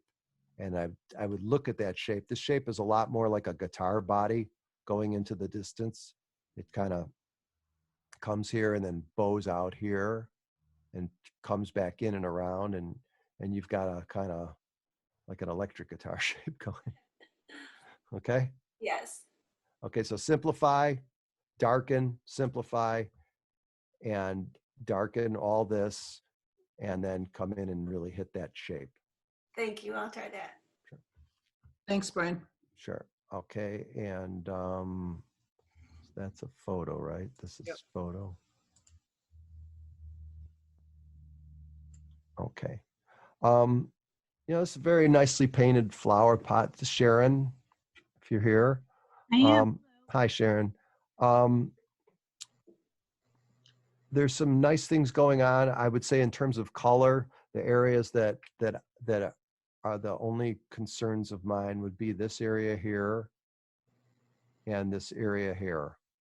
And I don't know if that's fallen flowers on the ground over there. It's the reddish mulch. Oh, it's the mulch. Yeah, okay. And why I think I would tone that down, because I think it competes unnecessarily with the flowers, Okay. just from a design standpoint. And because you've weighted this painting so heavily to the left side of the painting, are you familiar with a steel yard composition? No. Explain it. Yeah. Okay, a steel yard is like a scale. So you've got a scale. Here's the lever of the scale, right? So there's where the balance is, and you don't put stuff in the middle. Right. So if you put a giant object here, you can put a little object here, because that gives you weight. So you could have, a clump of stuff here, and if this person is a figure takes up a lot of weight.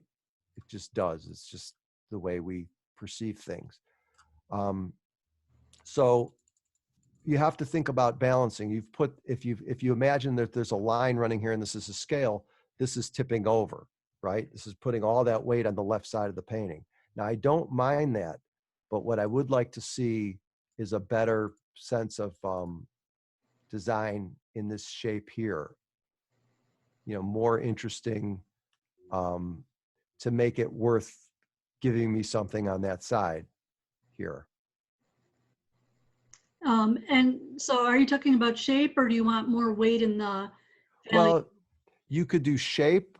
You could do, you could cut the shape different. You could also put some blues, behind here that give it a feel that it's going even further into distance. You could put one way you could do is you could have something that was very bright light there, which would actually add. But I'm thinking just in terms of, if you look at this shape, it's just not that interesting a shape. And it has an appearance that it's been more rubbed, where this looks more painterly here and here. And this area looks like it's a little rubbed. I know that it's going to be more out of focus because it's in the distance, but you want to be done with paint and color, more cool blues, which you kind of have. But you could actually put some blues or purples in this. And I just think a more interesting design to carry you how it undulates on this area here, because it's a secondary point of interest. Now your interest is going here, and my eye keeps dropping down to here where this red is, because this, I think, competes, and it's also on the edge of the painting. It's pulling my eye a little farther there. I just like to see more interest. You can do it a lot of ways. Color, you can have a splash of color in here. You could have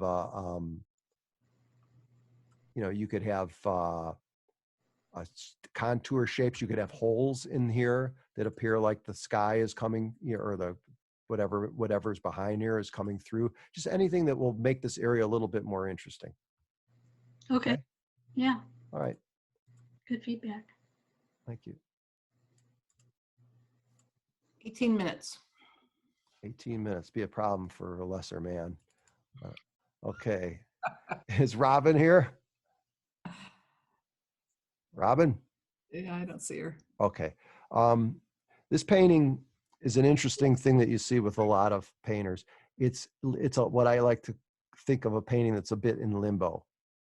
It's stylized. It's not really stylized quite enough to make me believe that it was stylized on purpose.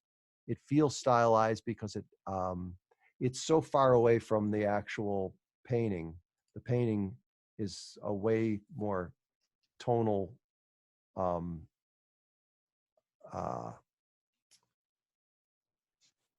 scene, and the water, like that other picture with the beach, is just a sliver here and kind of a little sliver here as it goes. I don't know, probably goes. I know this really well, this spot, but I haven't been there in a long time. the bridge is probably, it's either over, I think it's over here, actually, the bridge. But it just feels like this painting is in limbo. It's not stylized enough. So if you want to paint in these kind of colors and this kind of light value system, then the edge work and the shape that you're creating, the shapes that you're creating have to be a lot more purposeful. And these don't feel that they're that purposeful. They feel like they've, you know, you're painting and that's kind of where they stopped. The blue is a very intense blue here. And then you've got this green, which is probably too intense and too green for the distance. And the sky, which is reading as this really strong violet.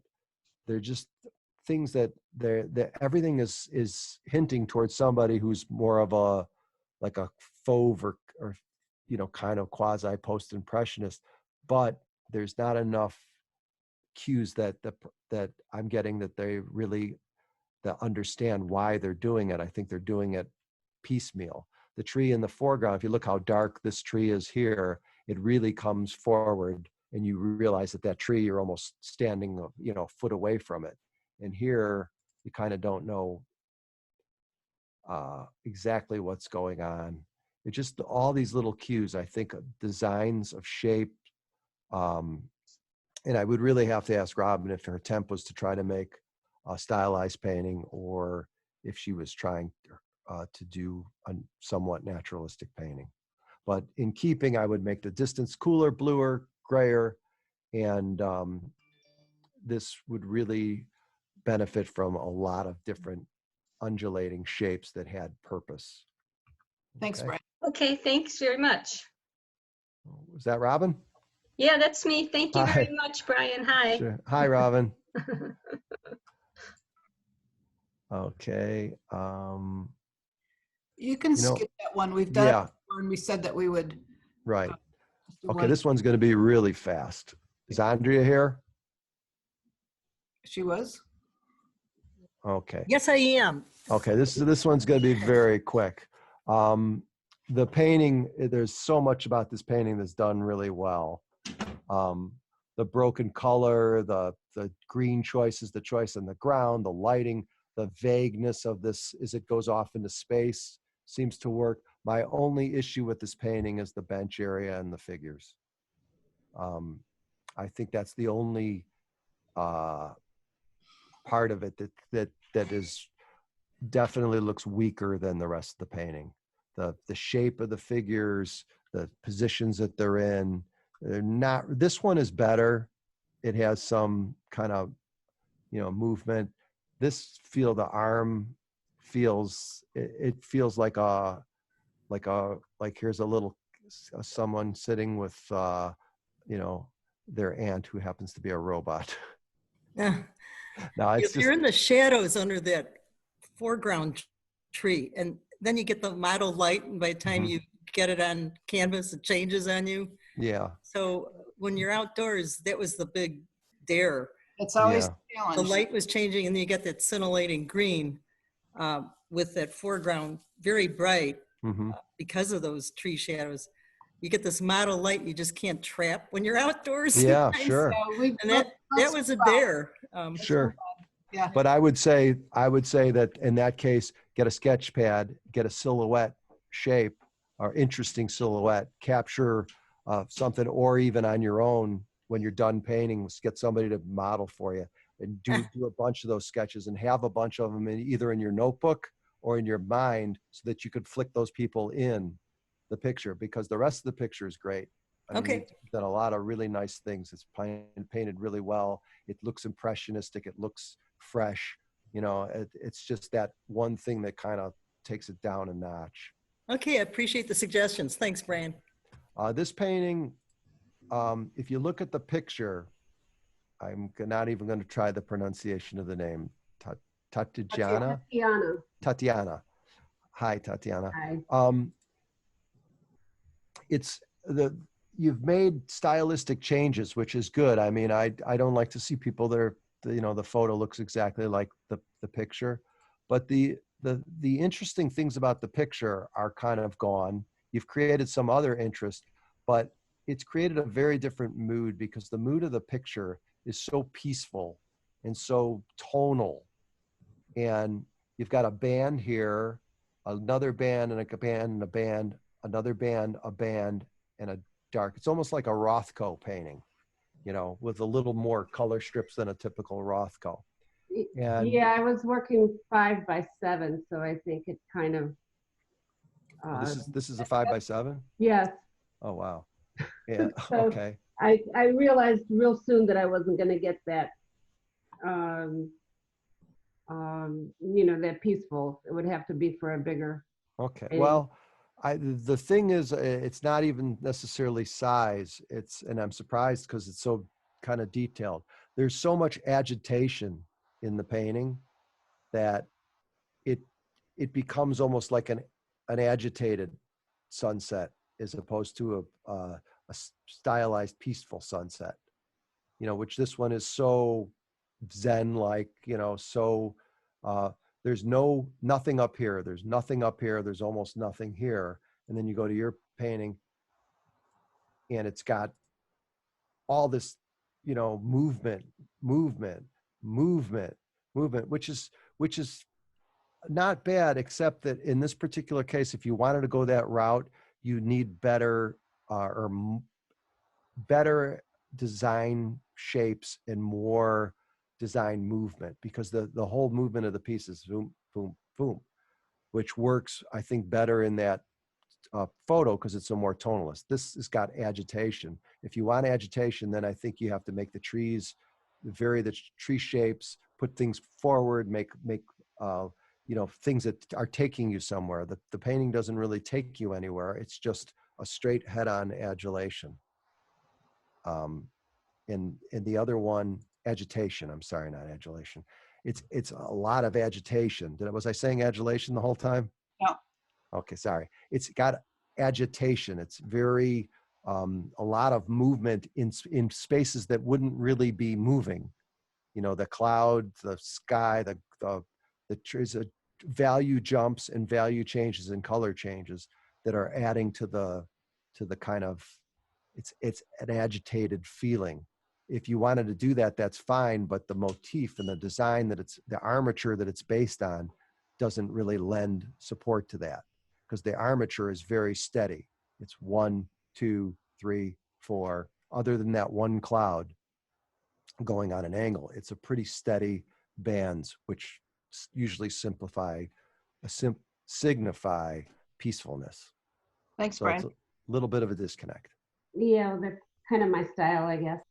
Well, that's fine. You just, I think, have to design the landscape shapes to mirror that style more.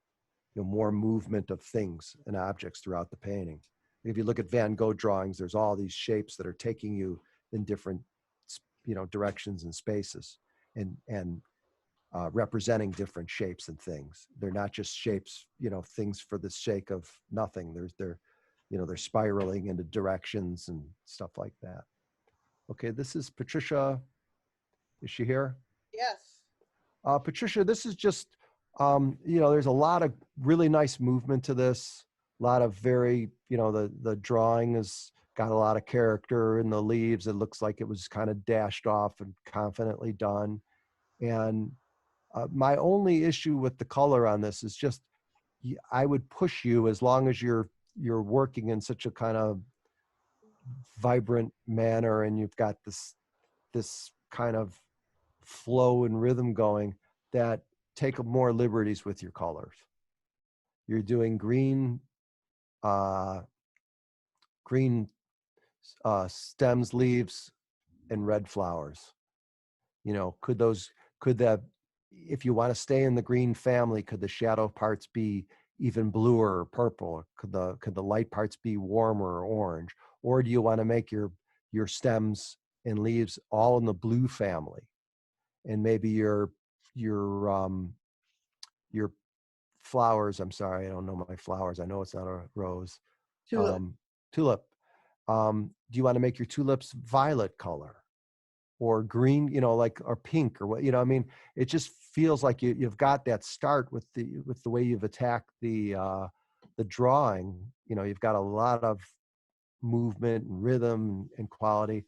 And it kind of falls to more of a academic color choices. And red and green are probably the most unappealing color combination there is. So just from a pure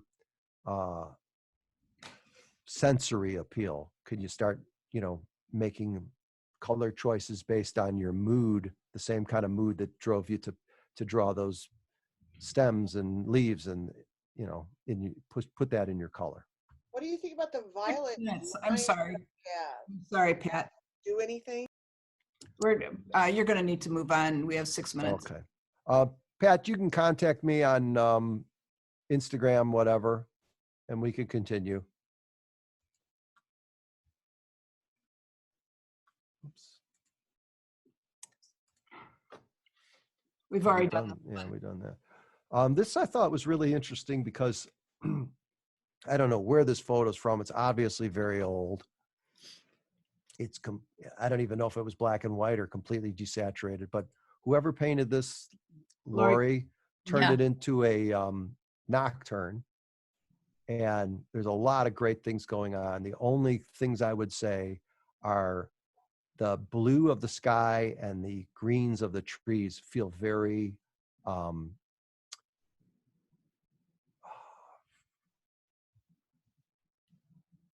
clustered in that color range. There's not any real movement there. There's no deviation. It's like green with a little bit of lighter green that looks like it was probably lightened with white, and the sky was dark and then kind of lightened with maybe with white. I can't tell, but there's no color shifts within those.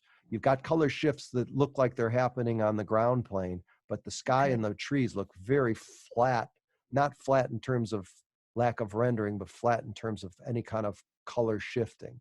So if you could add a little bit of warmth maybe in your greens, a little bit of warmth in the sky, and then I think what really pop it off, if you could, it's not going to be light enough, but if you could get like a blue, a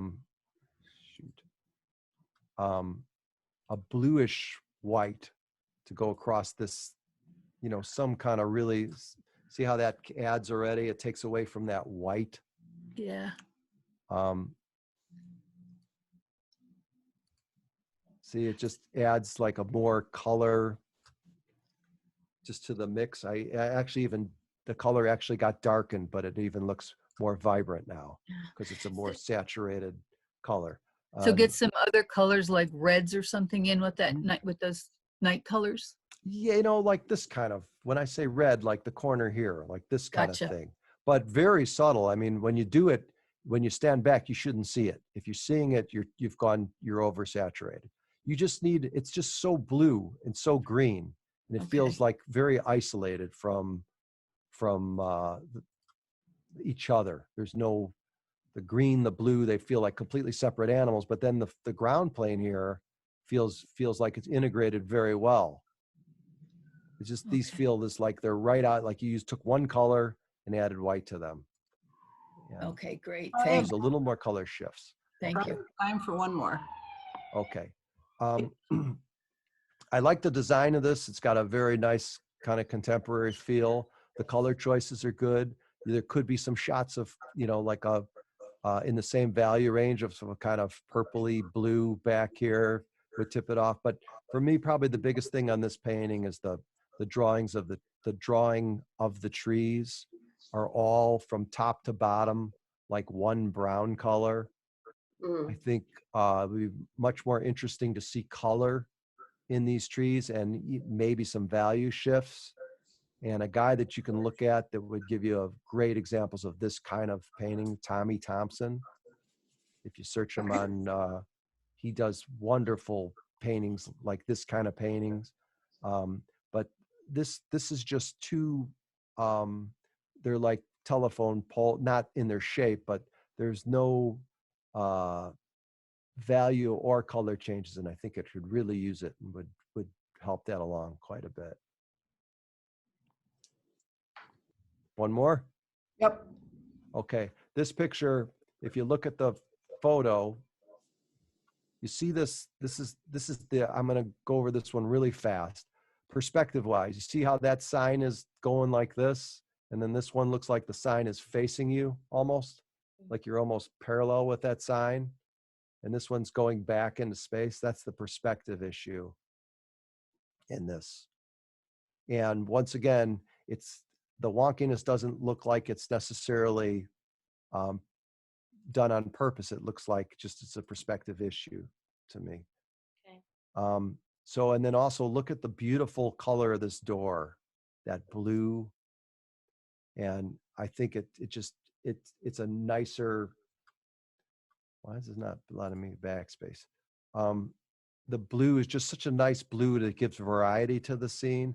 And then you look at the ivy here, the ivy, the green ivy here, and then the same ivy that looks so much darker on the shadow side of this building, which gives that so much oomph. And then this really nice shadow shape here.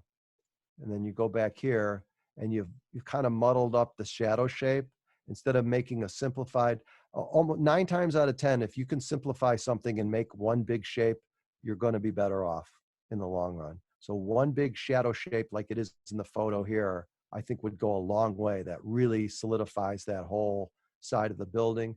And then just some looking into the perspective a bit, and then the light and dark shapes. Look at how close these values are here compared to the photo, and how really lit up that ivy is here. Okay. Thank you.